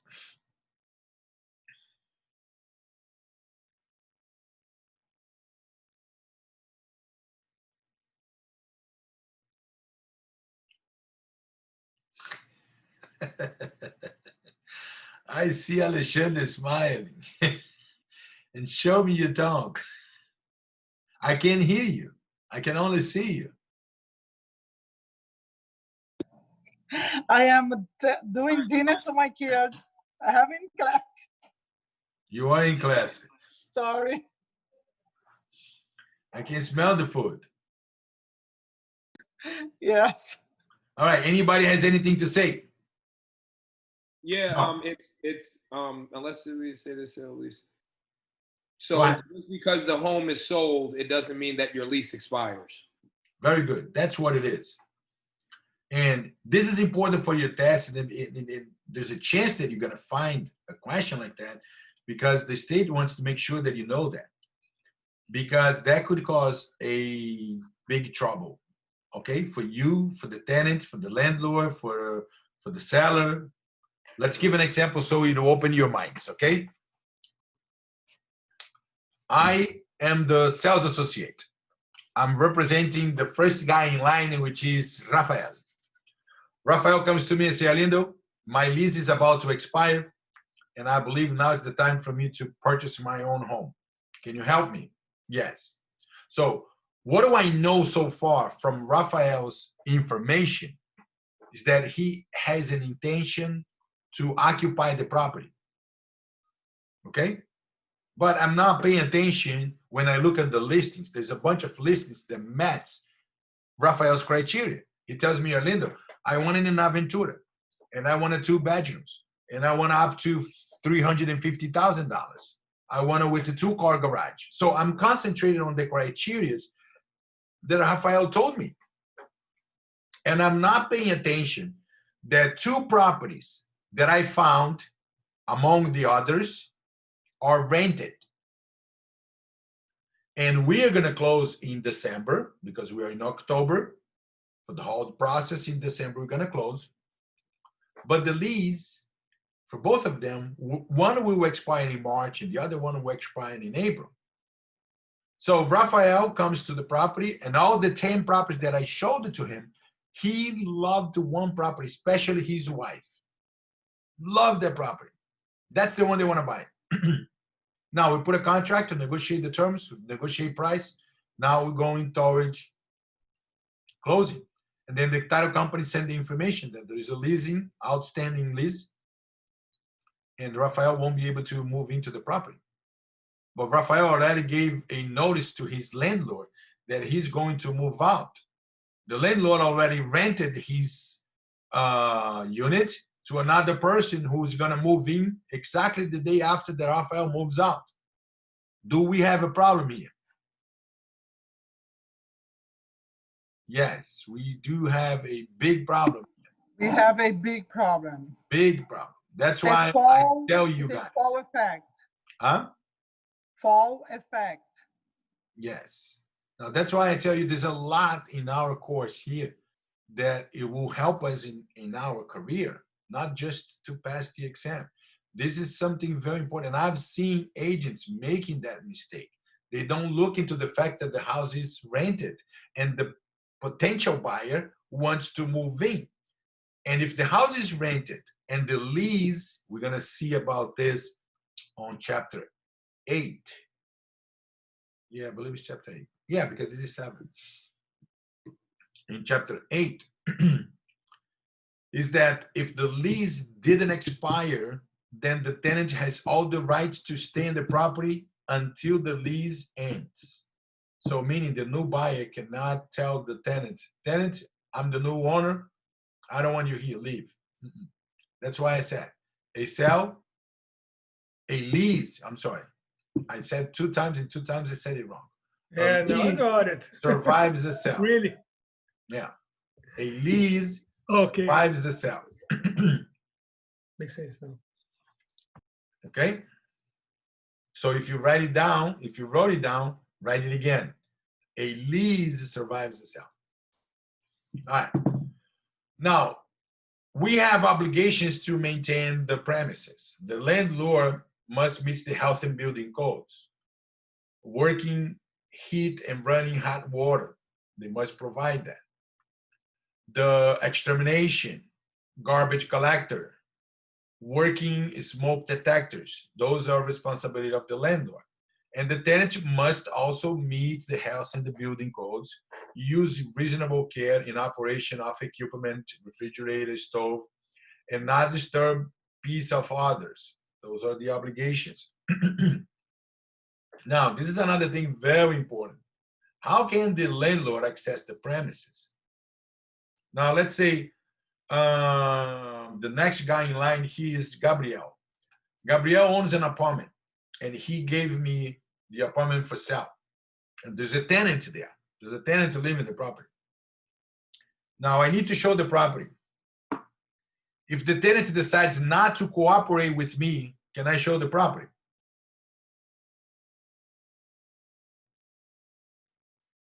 No, I can't show the property. Okay? The tenant has no obligation on showing the property, and the landlord cannot force him to. The landlord can only access the property in case of emergency that would jeopardize the property, like a fire or running water. Let's say that the tenant, there was the broken pipe and the tenant is not in the house. The landlord in that case can access the property. And also for in case of fire, the landlord can access the property. But to show property to a potential buyer, if the tenant does not want to cooperate, then there's nothing that the landlord can do. Okay? Now, there's something that we can do. And I've done it many times. You know, sometimes we need to get our ego aside, you know, put it in a bag and be humble. And I had a listing on an apartment that was rented for 2 roommates, 2 girls. And I either call one or call the other. Oh, I'm working at this time. And the other one saying, oh, yeah, I'm working. So it's starting being difficult for me to set up a time to show. But every time that I call them, I say, well, I'm very sorry. I know how huge inconvenience this might be to you guys. And when the first time that they opened the door for me, I passed by a Brazilian store and I bought 2 boxes of chocolate. And I gave 1 box to one girl and the other box to the other girl. And, you know, try to make a peace, you know. That's something that we can do to make things happen. Now I'm talking to you about how you act in real life. But what this is about is that we cannot access, okay? Landlord may enter anytime in case of emergency. Otherwise, he's obligated to give the tenant a reasonable notice, at least 12 hours for repairs, okay? Let's say that the tenants called and say, look, my AC is not working. Then he must give him a notice, say, look, I'm going to access the property tomorrow at 4 p.m., at least 12 hours before, and then he can access the property. Now, when the tenant moves out, remember, the landlord is holding the deposit. And this deposit is to be used in repairs if there is any damage on the property. Remember, repainting the house is not a damage. That's considered to be wear and tear. Okay? Now, if the landlord decides that he's not going to retain any part of the deposit, he has 15 days to return. Okay? If he decides that he's not going to hold any part of the deposit, he has 15 days to return the deposit. If he decides to keep all the deposit or part of the deposit, then he must notify by certified mail within 30 days. If he doesn't notify by certified mail within 30 days, then he has no rights to hold anything. Okay? Now, the tenant has 15 days to respond. If the tenant does not respond, then what is the landlord going to do? He's going to deduct whatever and send the difference back to the tenant. If there is no agreement between the tenant and the landlord based on the deposit, then they need to go to court and the court will decide. Okay? Good. Determination of rental agreement by the tenant. He must give them 7 written notice. Rent may be reduced by a court if tenant desires to remain on the property. Notice delivery personally or by mail. Okay? The landlord will have 7 days notice, 3 business days for non-payment, and they must deliver a notice. In general, what we do is we put it on the door and we take a picture as a proof that we put it on the door. And that's the notice. 3 days, no payment, then you put a notice for terminating the agreement. Now, the eviction requirements. What are the requirements for the landlord file an eviction against the tenant? He must notify the tenant in writing 3 business days or 7 calendar days. After time is up, then they can file a complaint for eviction. The tenant has 5 business days to respond to the complaint in court. If tenant continues to occupy without responding, then the landlord will obtain a judgment from court. And then the sheriff is the only one who can get them out of the house. So there's a few things that the landlord cannot do. Example, if your tenant is not paying the rent, you cannot cut electricity or water. You can't do that. You cannot change the locks of the door. You cannot do that. And you cannot access the property and take his personal belongings and put it out of the property.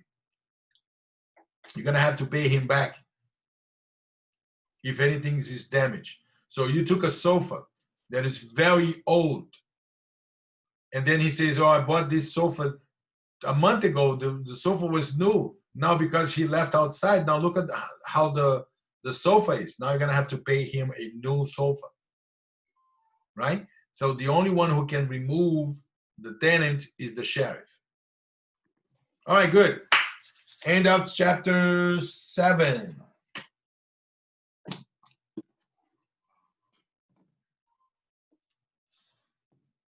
I'll give the highlights.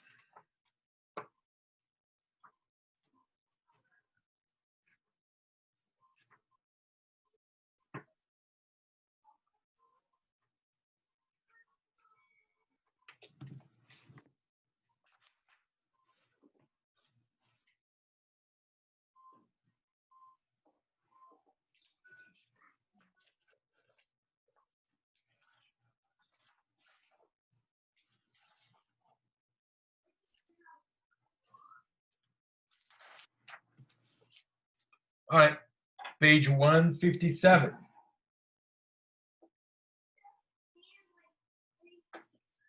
And that goes to everybody. We ready? Okay, page 157, line 4 to the beginning of 5.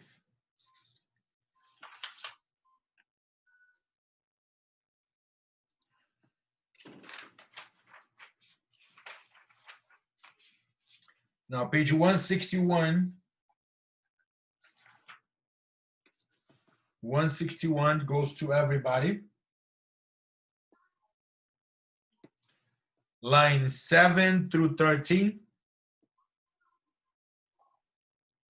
And 21 through 23.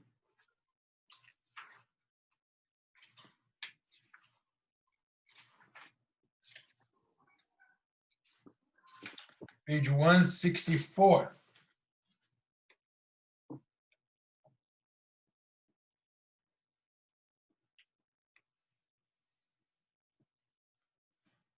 You see this dialogue here? Respondent, areas, respondent, you see that?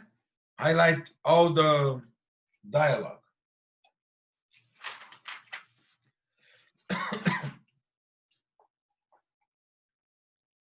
Page 166. That also goes to everybody, huh? 16 and 17.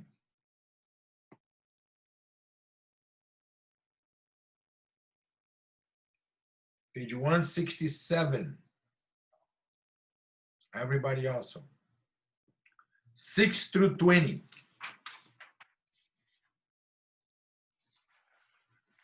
Page 168. Everybody. End of line 36 through beginning of 37.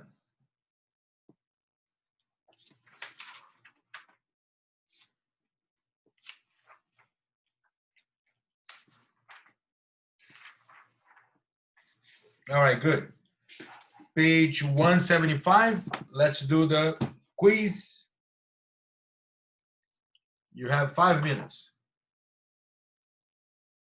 Alexandre, you're not gonna complain about it? I gave 5 minutes. 5 minutes? No. 5 minutes? No, it's not enough. All Give right, us 15 minutes. 10 minutes and I check you back. Okay.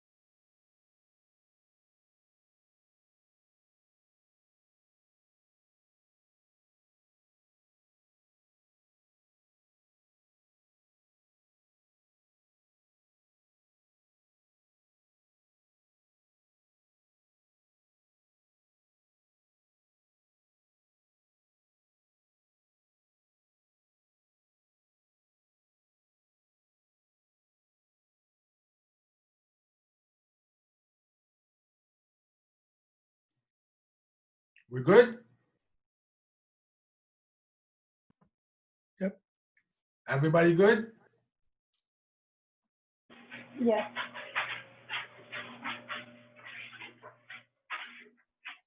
I didn't finish, but I'm good. All right, let's go for it.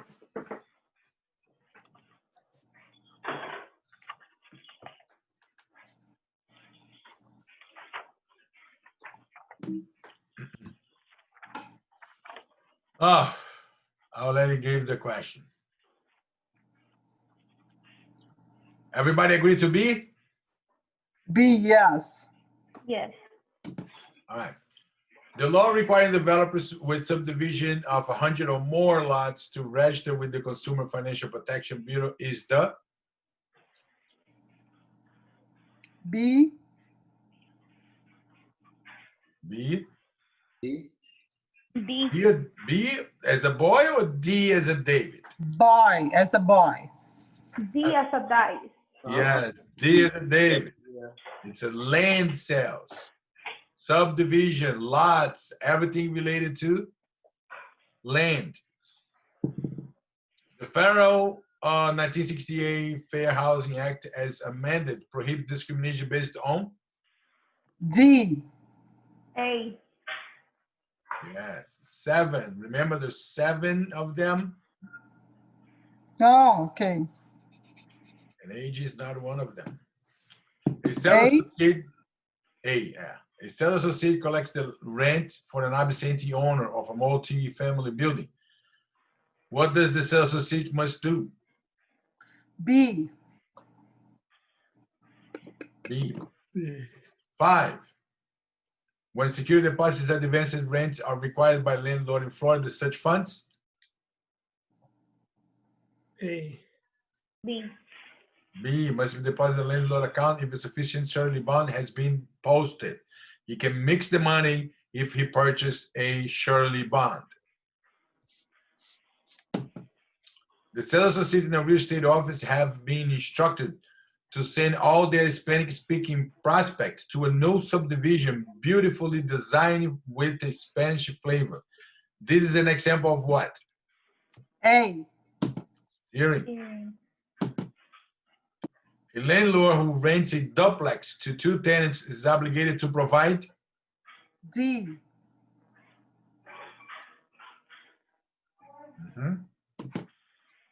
D, D, yes.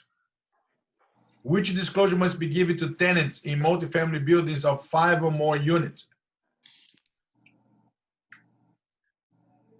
Notice where a deposit is held for 30 days. Very good. If a tenant vacates rented premises promptly when a lease or tenancy expired, the landlord must? In D. A. A? Hold on, I'm D. sorry. G. D, yes. Yeah.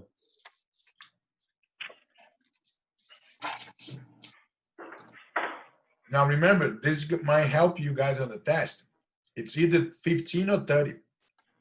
15 if it's not gonna hold any part of the money, and 30 if it's going to. So there's no 25 or 45. It's either 30 or 15. The Fair Housing Act does not apply to which category? A. A. For sale by owner, yeah. If a tenant's rent is current and the tenant notifies the landlord of an intended absence, the landlord may? A. How long does a landlord have to correct a non-compliance after receiving written notice from a tenant? 7 days.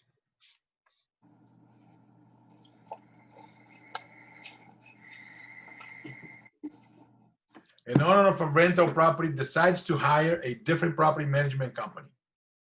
What are the requirements concerning the tenant security deposit and advanced rent if the current managed company is holding the funds in each trust account?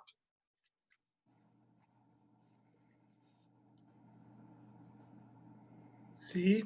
C. Let's think about this question, okay? Give everybody a chance to respond. Let's say that I'm the owner, and I hired at the beginning a property management, ABC company. So ABC company is holding all the escrow money, all the security deposit and advance rent. Now, I'm unhappy with the ABC services, so I decided to hire XYZ property management. What do you think may have to happen with the security deposit and the advance rent that is being held by ABC company? I think that's not A and B because you're not giving back to the tenants, right? Yes, of We course. can discard those two. So I was between C and D. Yes, you need to send to the new property management company. Because the new property management company is the one who's going to now hold the money. Good. Okay. All right.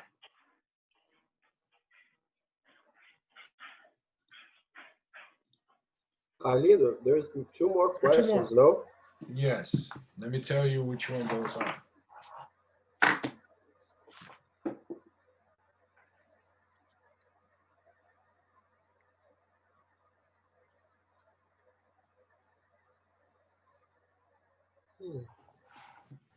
Okay, what do you think 14 is?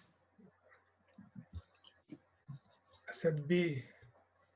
Yes, it's correct. It's B. B. Yes, B is a boy. How about 15? Same.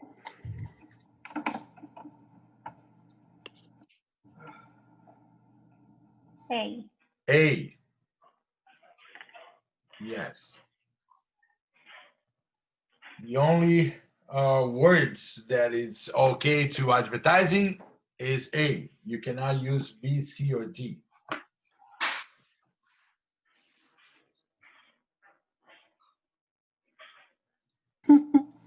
B.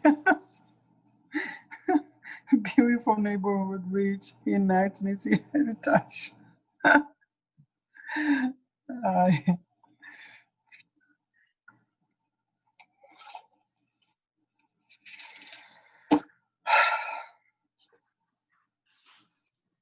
Okay, guys, do you remember when I told you that there are some chapters that I don't like much to teach, but some they are fun, it's good. From now on, everything is amazing. Okay? From now on, everything is amazing. 8, 9, 10, 11, 12, all the way to 18. 19 is a little bit so-so, but it's good too. Okay? Now, let's start talking about a real estate property and a real property. What is a real estate and what is a real property? Okay? We're gonna also talk about tenancies, how we hold the title. You know, if I'm a single, if I'm a marriage, you know, if I am buying with a partner or if I'm buying with my sister. And we also want to know the difference between condominium, co-ops, and time sharing. Okay, what is a real estate? Real estate is the land, the improvement, meaning the building on the land, anything that is on the land, trees, rocks, and the subsurface minerals that you find in your land is yours. That's part of the real estate. And the air space above the property. So all of those things are part of the real estate. What is a real property? Real property is when you combine the real estate with the bundle of rights. Okay? Now, the space, the air space above your property, it's yours, but doesn't mean that you can't keep an airplane from flying above your house. You understand that, right? Why does he say that it's yours? Because if you want to build 2-story, and if the zoning allow, you can.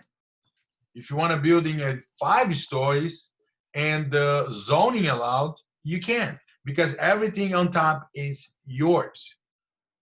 Okay? The subsurface is everything that's below the surface also is yours. So meaning if you want to build a basement, you can build a basement. You know, you dig a hole down, 1 floor, 2 floors, it's yours. And if in the way you find petroleum, now you reach. Okay?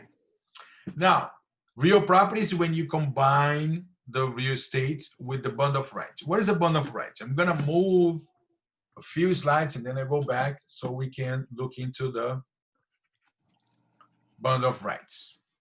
Those are the bond of rights. Disposition, enjoyment, exclusion, and possession. When you purchase a real estate and it's your house, you have all the rights: disposition, enjoyment, exclusion, possession, and control. Now, when you rent a property, you're giving part of the rights, not all of it, but you are giving part of the rights to the tenant, which is enjoyment, exclusion, and possession. Not disposition or control. They can't control your property and they cannot dispose your property. But they can enjoy, they can tell people not to go inside the property, and he can take possession. This is the bond of rights, okay?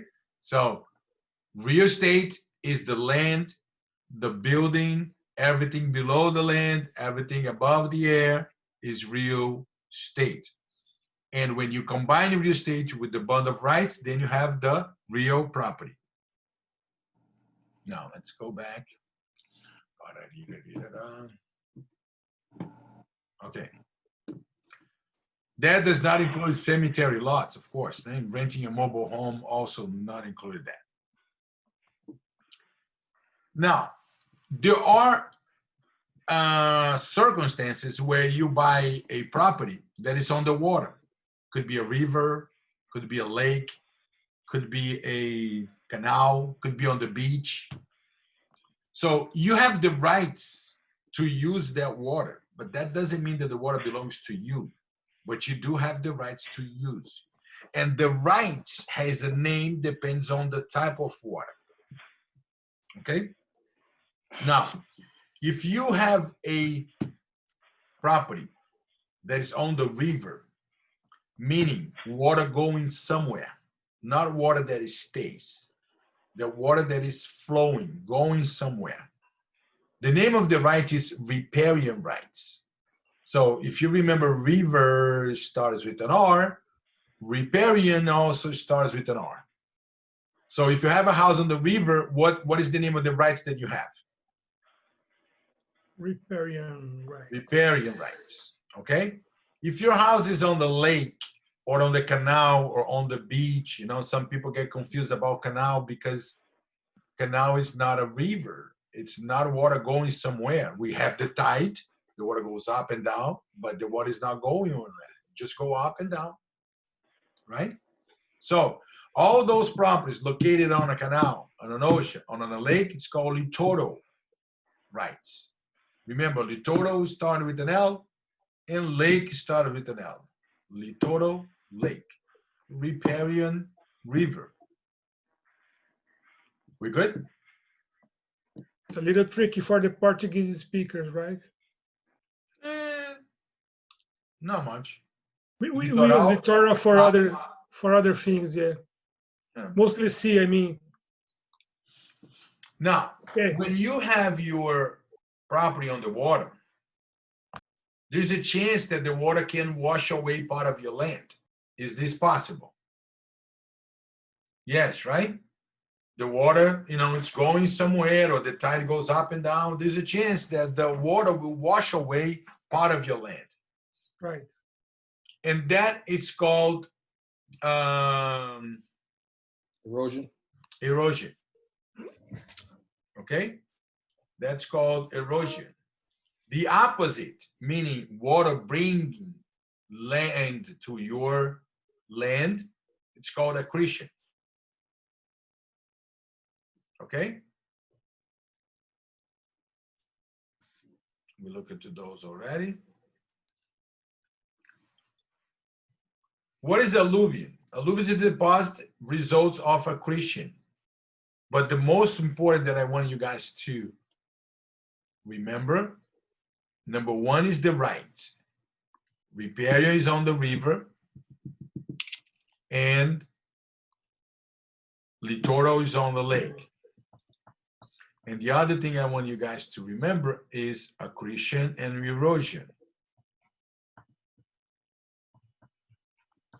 Build up and loss. Okay? Accretion is when the water brings land to your land, and erosion is when the water takes away part of your land.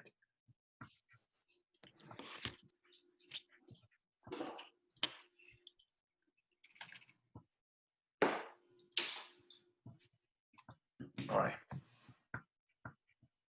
Now, we're going to talk about personal property. And this is important for both. You know, the majority of things that we're going to look into this chapter here is important for your test and also important for your career. First, we need to understand the difference between personal property and fixture. All right. Personal property is anything that you buy belongs to you and it's not attached to the property. Let's give an example. You go to Home Depot and you buy a ceiling fan, okay? And to put it on the ceiling. When you bring it home in the box, that's a personal property, belongs to you. If you put it in the garage, it's still in the box. It's still personal property, belongs to you. If you move out of the property, you can get this box and take it with you because that's a personal property. But when you take the ceiling fan and you take it out of the box and you install on the ceiling, now it's not a personal property anymore. Now it's fixture. And if it's fixture, now belongs to the property. Understand that? Now, what is this? Why is this important for my career, for my life as an agent? Think about it. I think it because when somebody wants to sell a property, and when he moves out, he wants to take with him. Yes, and the buyer must be informed. Now, this is a job that we all need to do. If you representing a seller, you must do this job. And if you represent the buyer, you must do the same job. Because remember, a closing date, it's one of the most important dates in our career.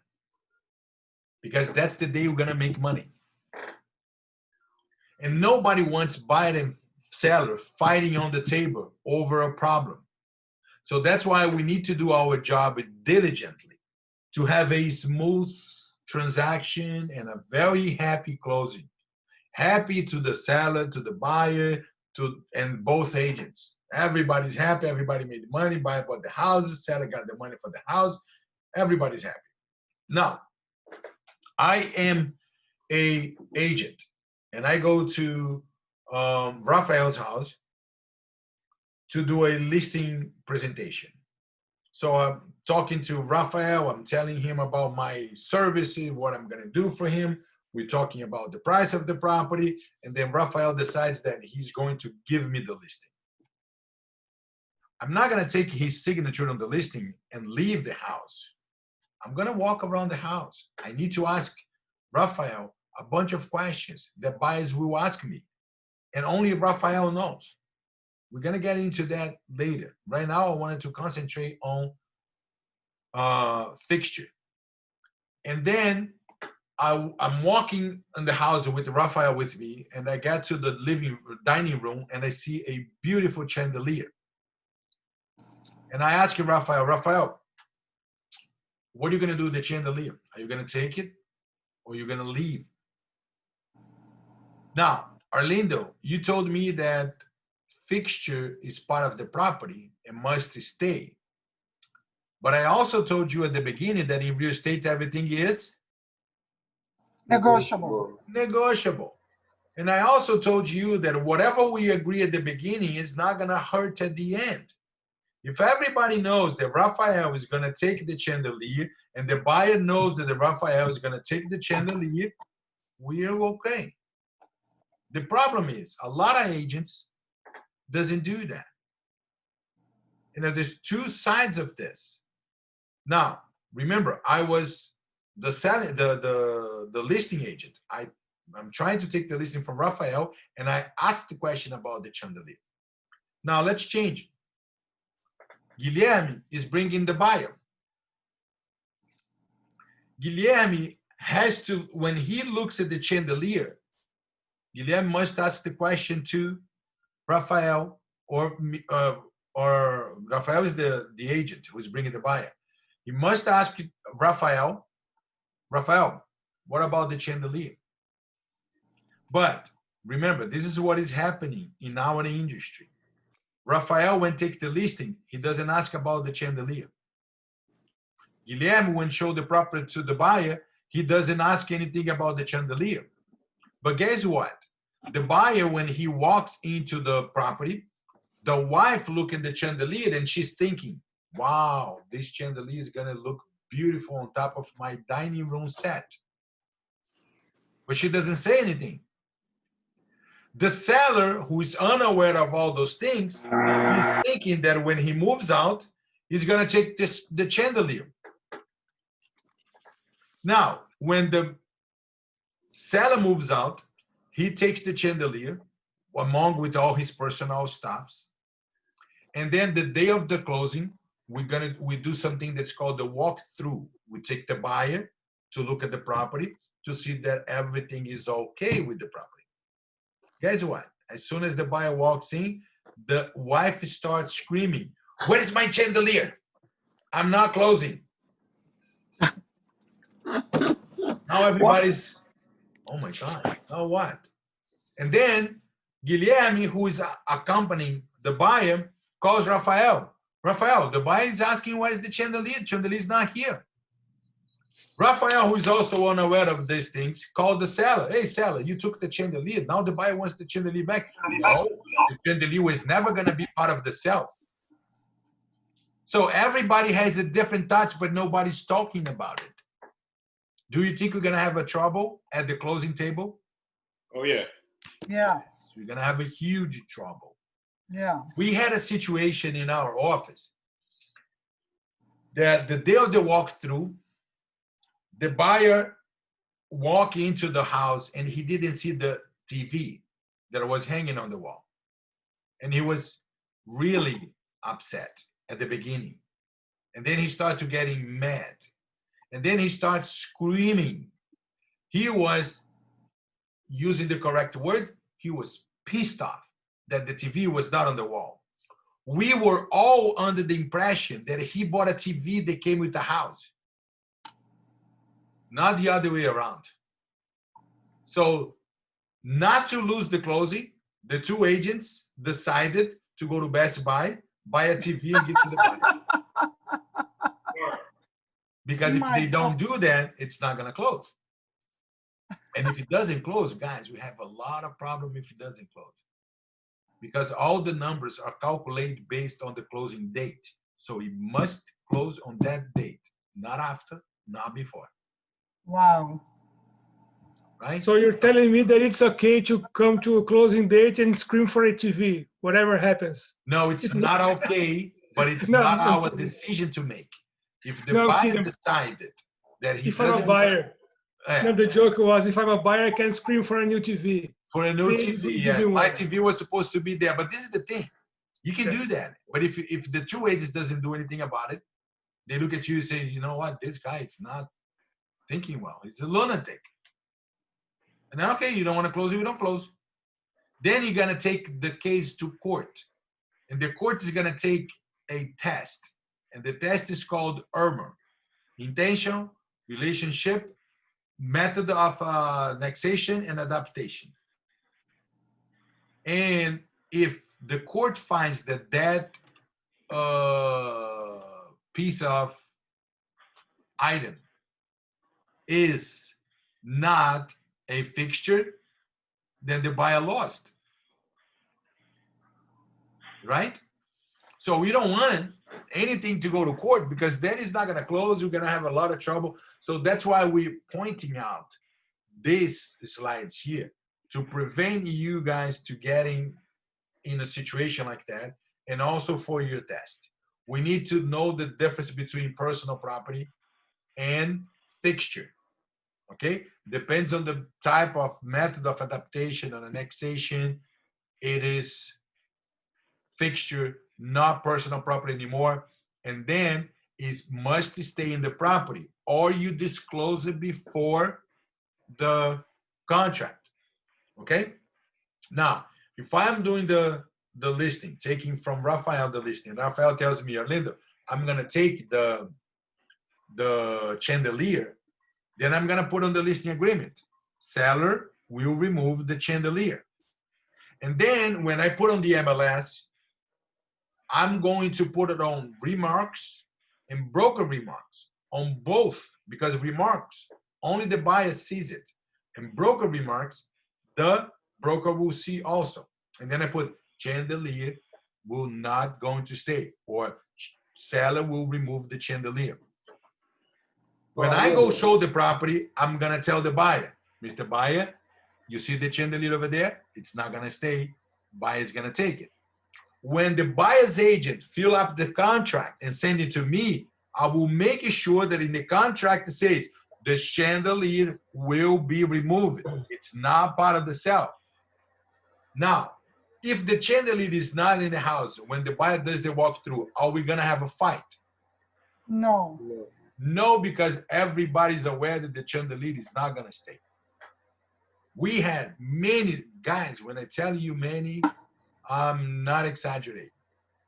We had a situation where the buyer took the filter. Do you remember the big filter that you put it outside, not outside the property, but when the water comes into the property, then you attach it to this filter, which means that every water in the house is filtered.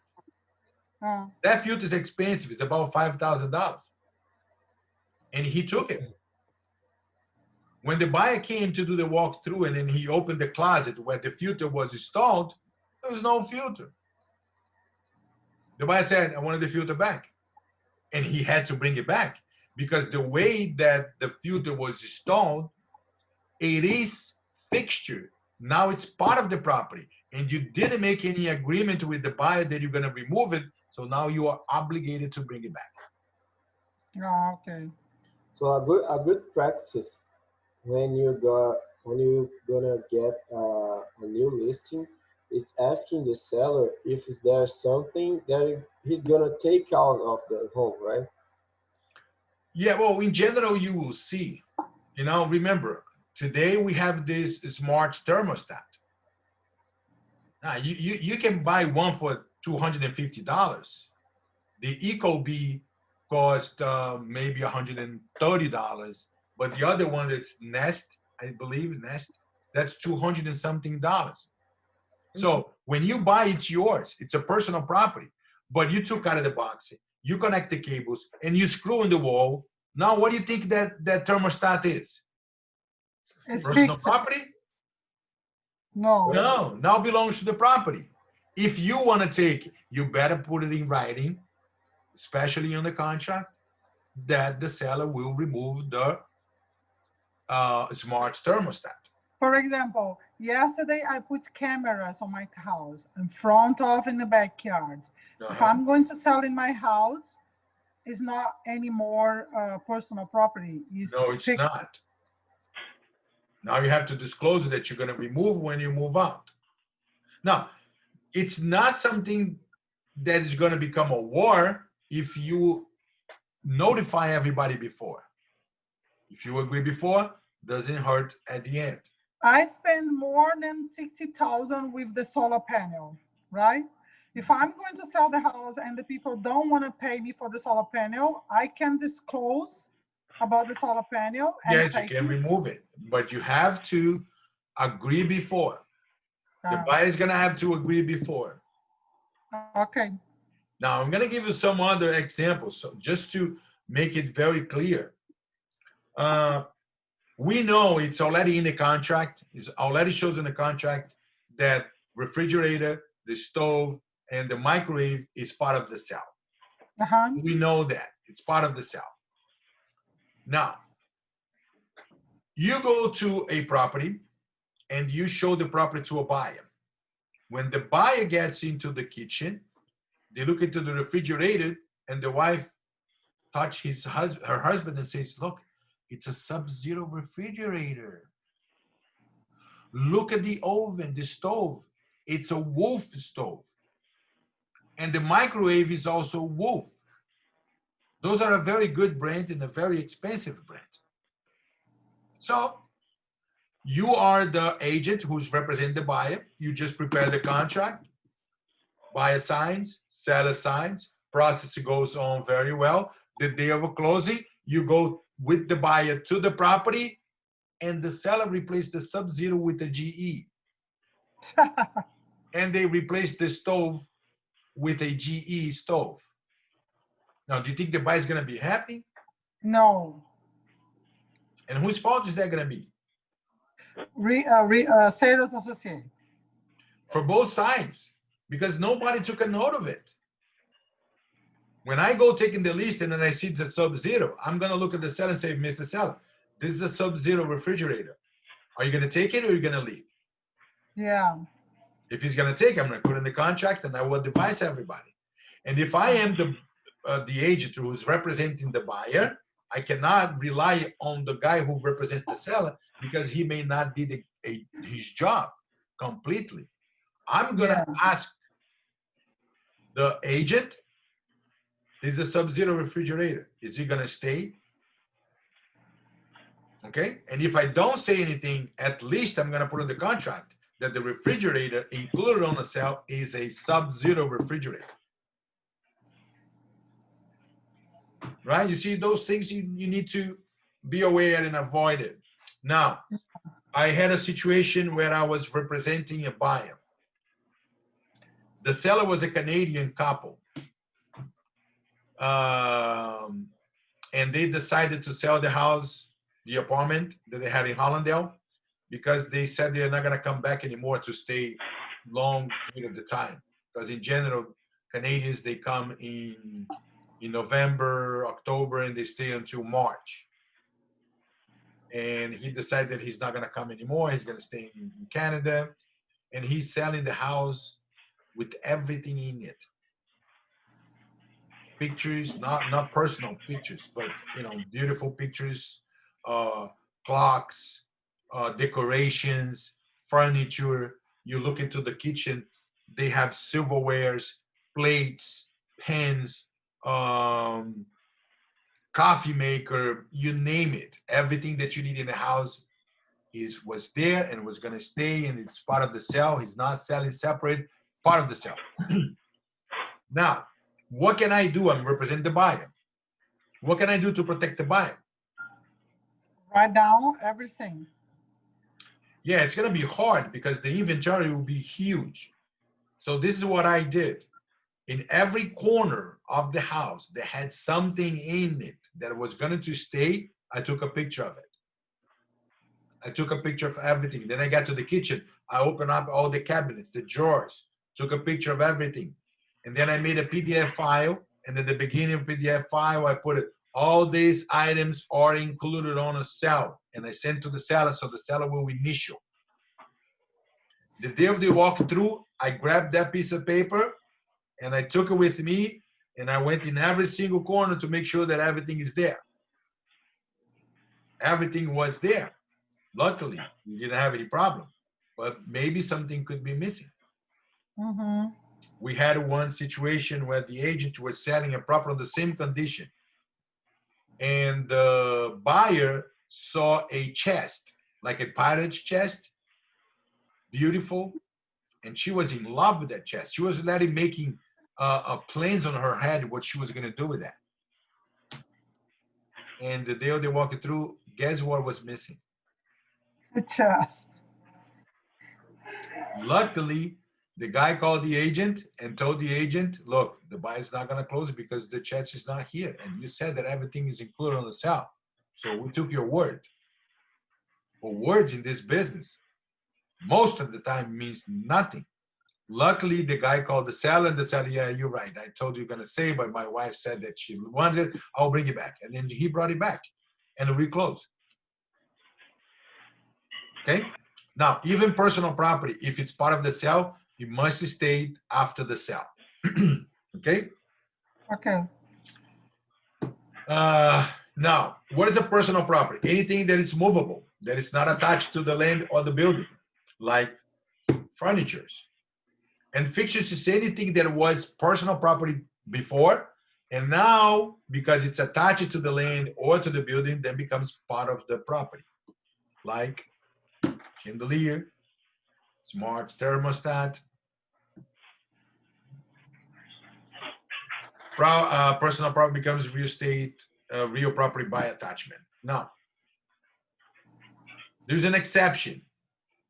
Let me tell you one thing. If you rent a property, you are the tenant, and you install a ceiling fan, you can take it.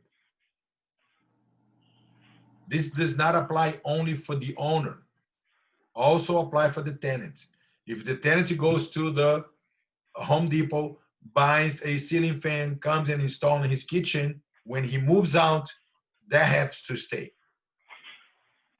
Okay? There is only one exception. Number one, it must be a commercial lease, not residential. And that item must be used to conduct the business. Give an example. You have a business and you rent a warehouse. And then you have a sewing machine on a table that you attach it on the wall, because if you don't attach on the wall, when you turn on the machine is going to be moving around the warehouse. So you had to attach it on the wall. Now becomes part of the property, right? Because it's attached to the building. Now, because it's a commercial lease and because he's used that machine to conduct the business, he can remove and take with him. We good? Uh-huh. All right, good. This is the exception. One second.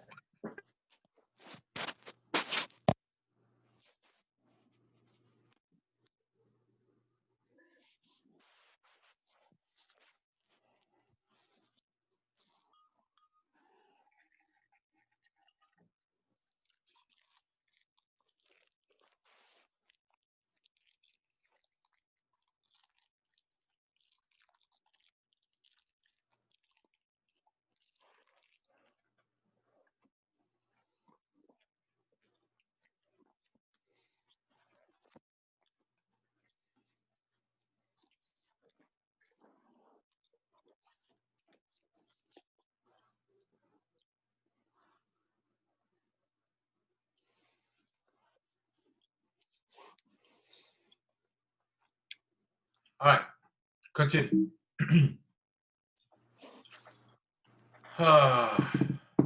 Now, if he has to go to court, then the court's gonna apply the test. What is the test called? IRMA, just to help you guys.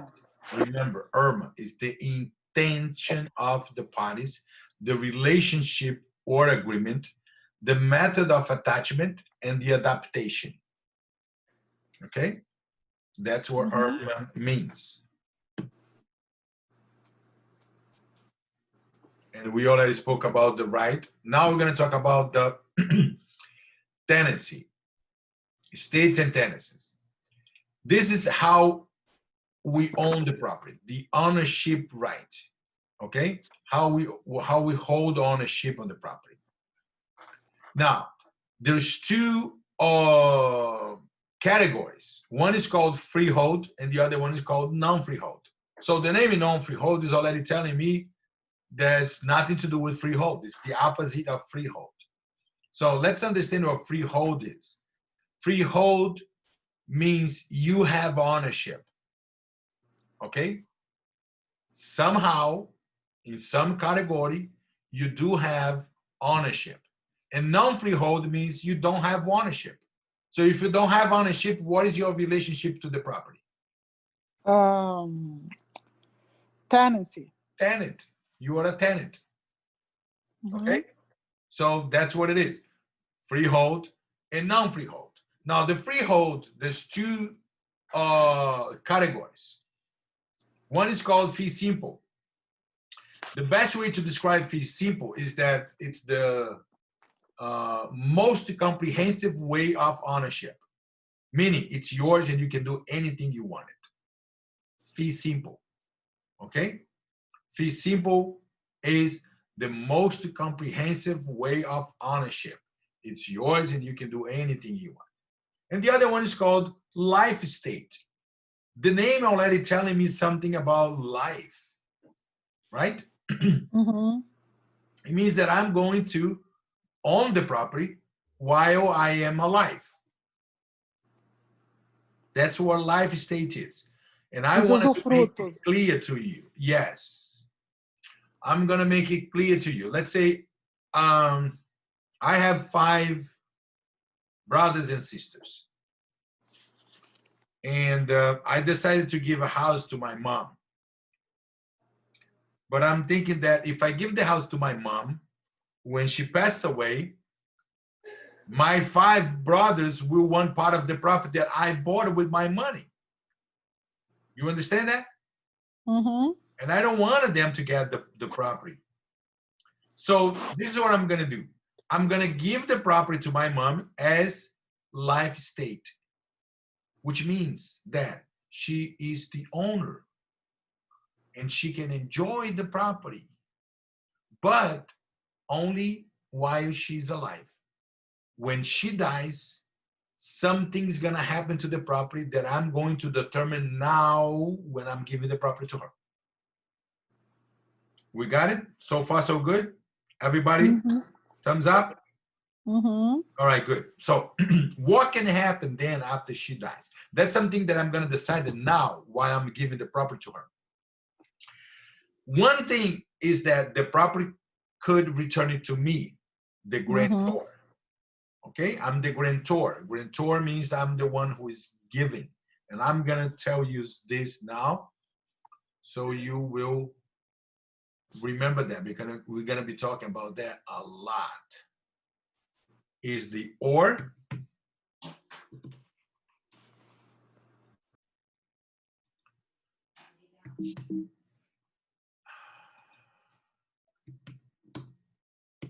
the E.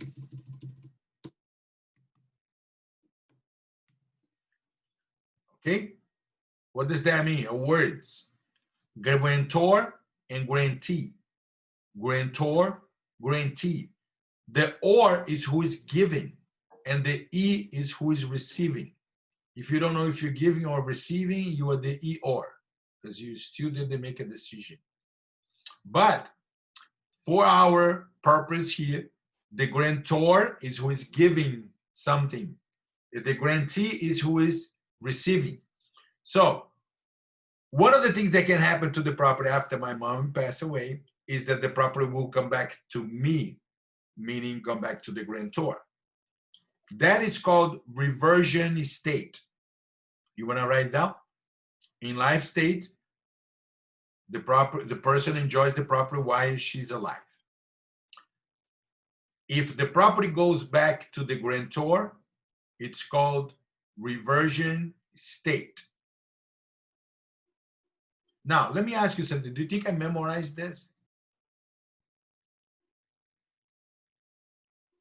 I can't hear you. No, it's not memorized. We understand. Yes. How many times do you think I read this book? A lot. None. Never read this book. Don't tell anybody. Huh? Now, this is understanding. Reversion. Reversion telling me it's going to revert to me. Makes sense, right? Reversion state. Now, let's say this. No, I don't want the property to come back to me. I want it to go to my son. Okay? That's called remainder state. When it goes to someone that the grantor appointed. If it comes back to the grantor, it's reversion state. If it goes to someone that the grantor appointed, it's called remainder state. And my son is the remainder man. Okay? My son is the remainder man because he's the one who's going to get it.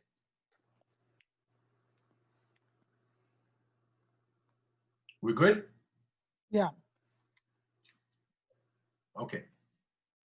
Now, life state is covered.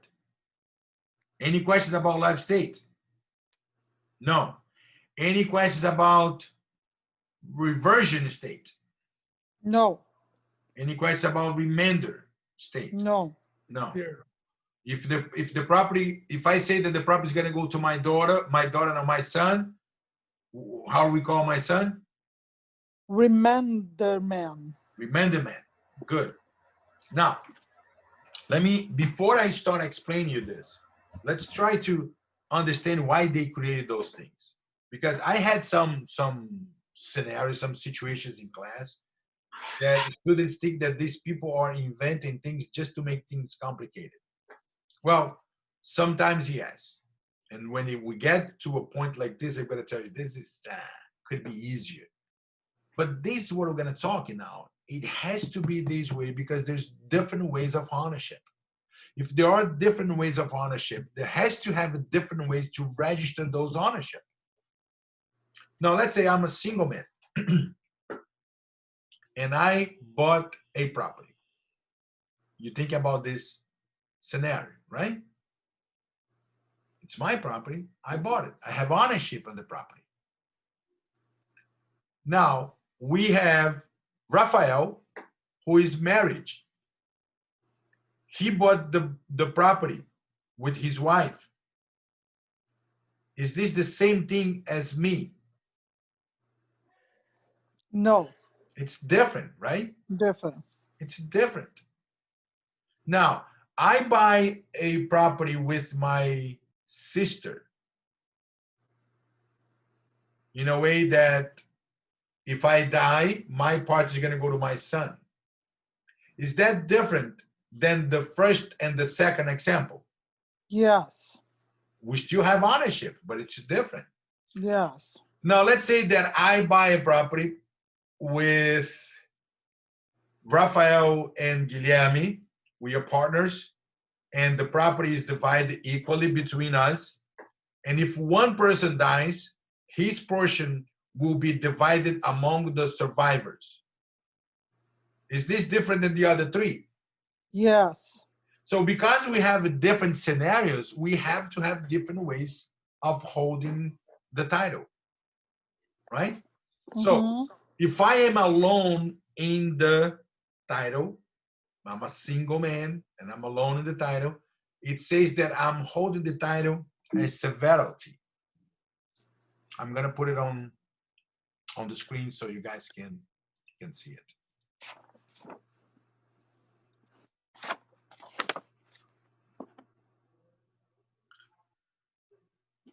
Stating severity.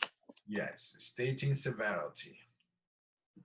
I'll let explain all of this.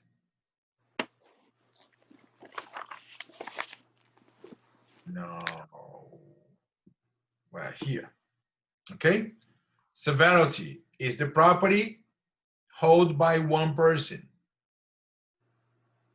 It's a sole ownership. Severity.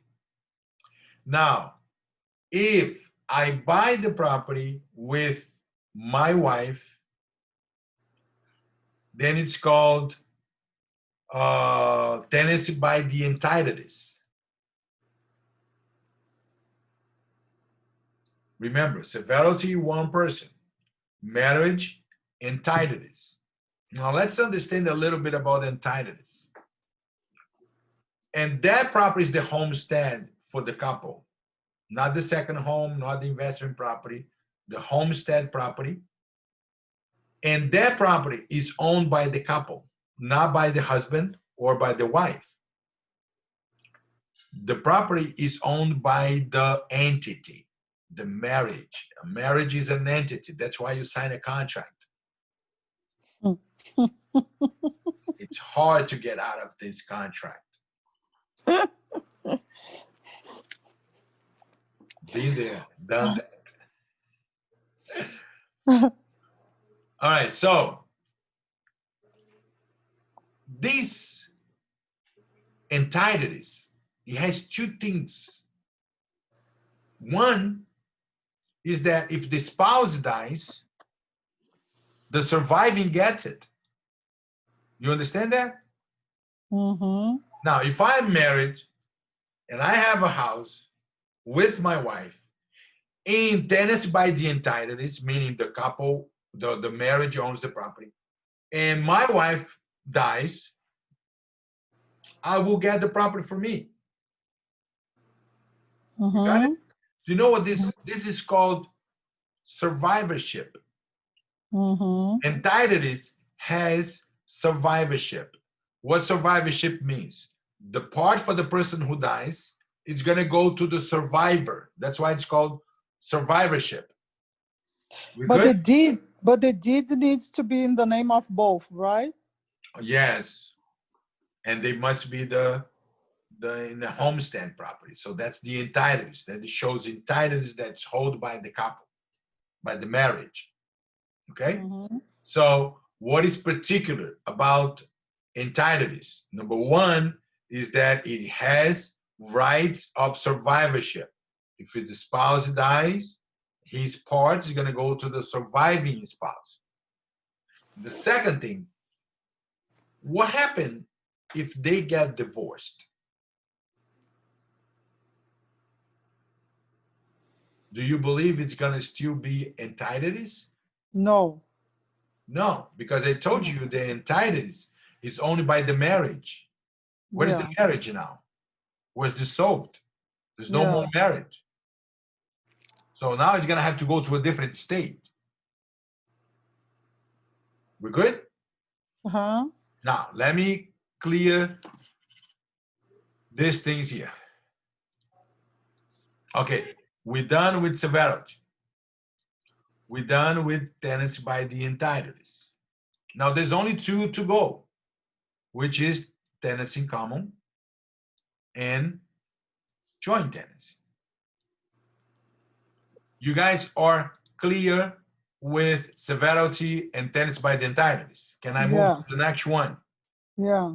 Yes. Good. Now, these two are very similar. It's also when there's more than two people on the title, okay? More than two people. If it's one, we know it's severity. Yeah. Can't be anything different. If it's two, if they are married, then it's going to be by entities. If they are not married, it could be tenancy in common or joint tenancy. Now, we're going to have to understand what is the difference between that. The most important difference that I wanted you to remember is that tenancy in common, there is no right of survivorship. I'm going to write it in here. Okay? Tenancy in common, no right of survivorship. Tenancy in common is condominium, right? No. Hold on. We're going to get that. And joint tenancy,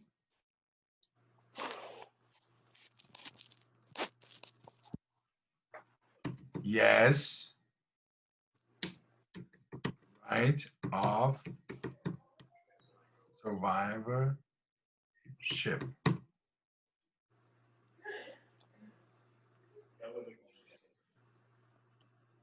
Listen now then. All right, let's understand this. I buy the property with my sister.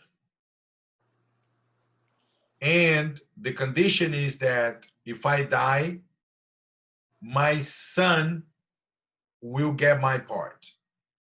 Okay? I will live in a will, whoever's going to get. Let's not say my son, okay? Let's say that if I die, I'm going to live in a will, that my heirs are going to get it.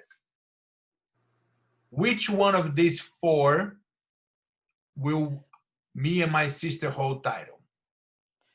Tenancy in common. 1, 2, 3, 4. Now, only Alexander gave me an answer. What do you guys think?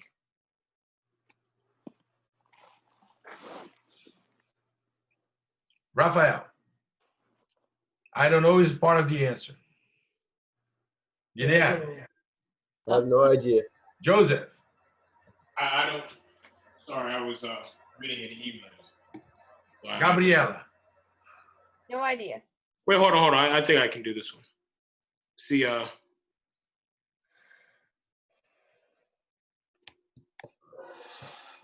so what's the if somebody dies? No, I'm buying my property with my sister.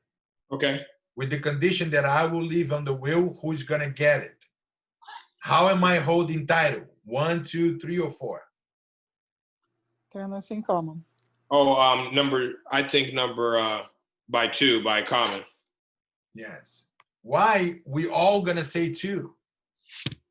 Because there's no there right is of no right of survivorship. survivorship. Right, survivorship, yeah. If there was right of survivorship, then if I die, my part will go to my sister. Mhm. I didn't say that if I die, my part will go to my sister. I said if I die, I will live in a will who's going to get it. So that means there is no right of survivorship. If there is no right of survivorship, it has to be tenancy in common. And if you think about it, tenancy in common is the only one who doesn't have right of survivorship. And then you're going to ask me, how about severity?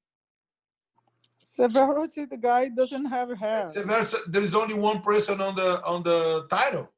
So, okay, tenancy in common is the only one without right of survivorship. I'm going to give another example. I bought the property with 3 partners, okay? And if one dies, goes to the other. How we holding title?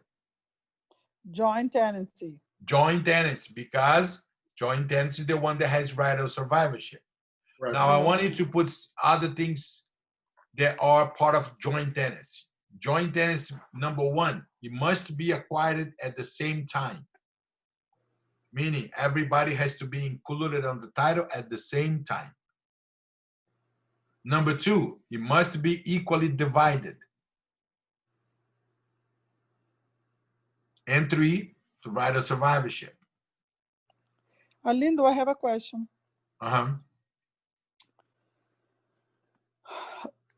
I bought my house before my marriage. The deed is only in my name. So there is no tenancy by the entirety.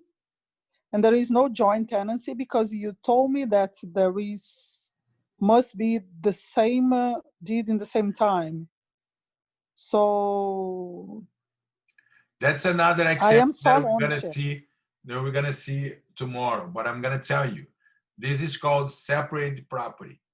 Any property that was acquired before marriage, it's called separate property.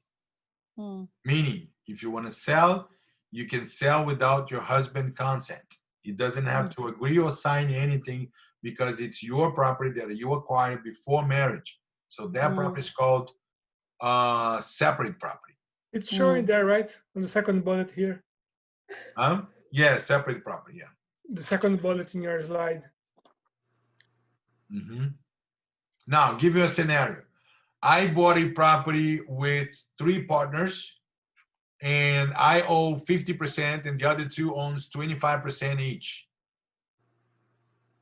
How do we hold title? Can you repeat, please? I'm sorry. I bought a property with 3 partners. Mm-hmm. I own 50%, Mm. and the other 2 owns 25% each. How do we hold title? 1, 2, 3, or 4? Tenancy in common. Tenancy in common. Why tenancy in common? Because you are partners. You would have no rights of survivorship. Nope. The reason is because it's not equally divided. I didn't mention anything about survivorship. The only thing I mentioned is that I have 50% and each one of them has 25, which means that this is not equally divided. So if it's not equally divided, has to be tenancy in common. Because joint tenancy is equally divided, must be acquired in the same time, and it has right of survivorship. Okay. I got you. All right. Gabriel, you look lost. I can hear you. Who is Gabriel? You. Guilherme! Guilherme. Yeah. Gabriela, now you made me confused. I think you were lost, not Gabriel. Perfectly. It's Guilherme, Rafael, and Gabriela. You know, after 4 hours talking about different subject, I have to be lost. No, I'm good. I'm good. I understood. You good? Rafael, you good? Yeah. Everybody good? All right. So I'll give you another example, just quick example. I bought a property a year ago, okay? And I want to sell 50% of my property to my brother, okay? I want to sell 50% of my brother, meaning I'm going to include him on the title. How are we going to hold title? 1, 2, 3, or 4?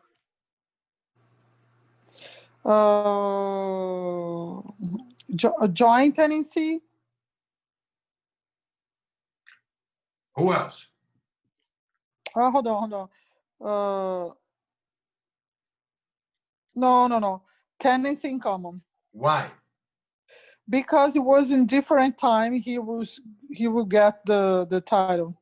That's the answer. We did not acquire the title at the same time. I got in the title a year ago, and he's getting the title now. So it has to be tenancy in common. Mm-hmm. Okay? Mm-hmm. All right. We all understand that. Severity is one person. Mm-hmm. Marriage is by the entireties.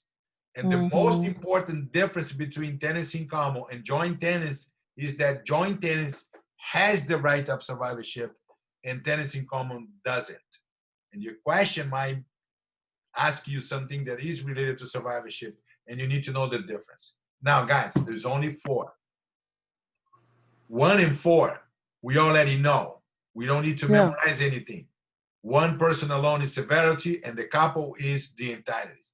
The only way that we can be confused is with 2 and 3.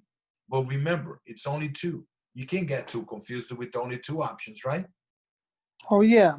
You can't get too confused with only 2 options. Mm-hmm. So the only thing that I'm giving you for you to keep in your mind is which one has right of survivorship? Joint tenancy. Joint tenancy. We're good? Yeah. Okay.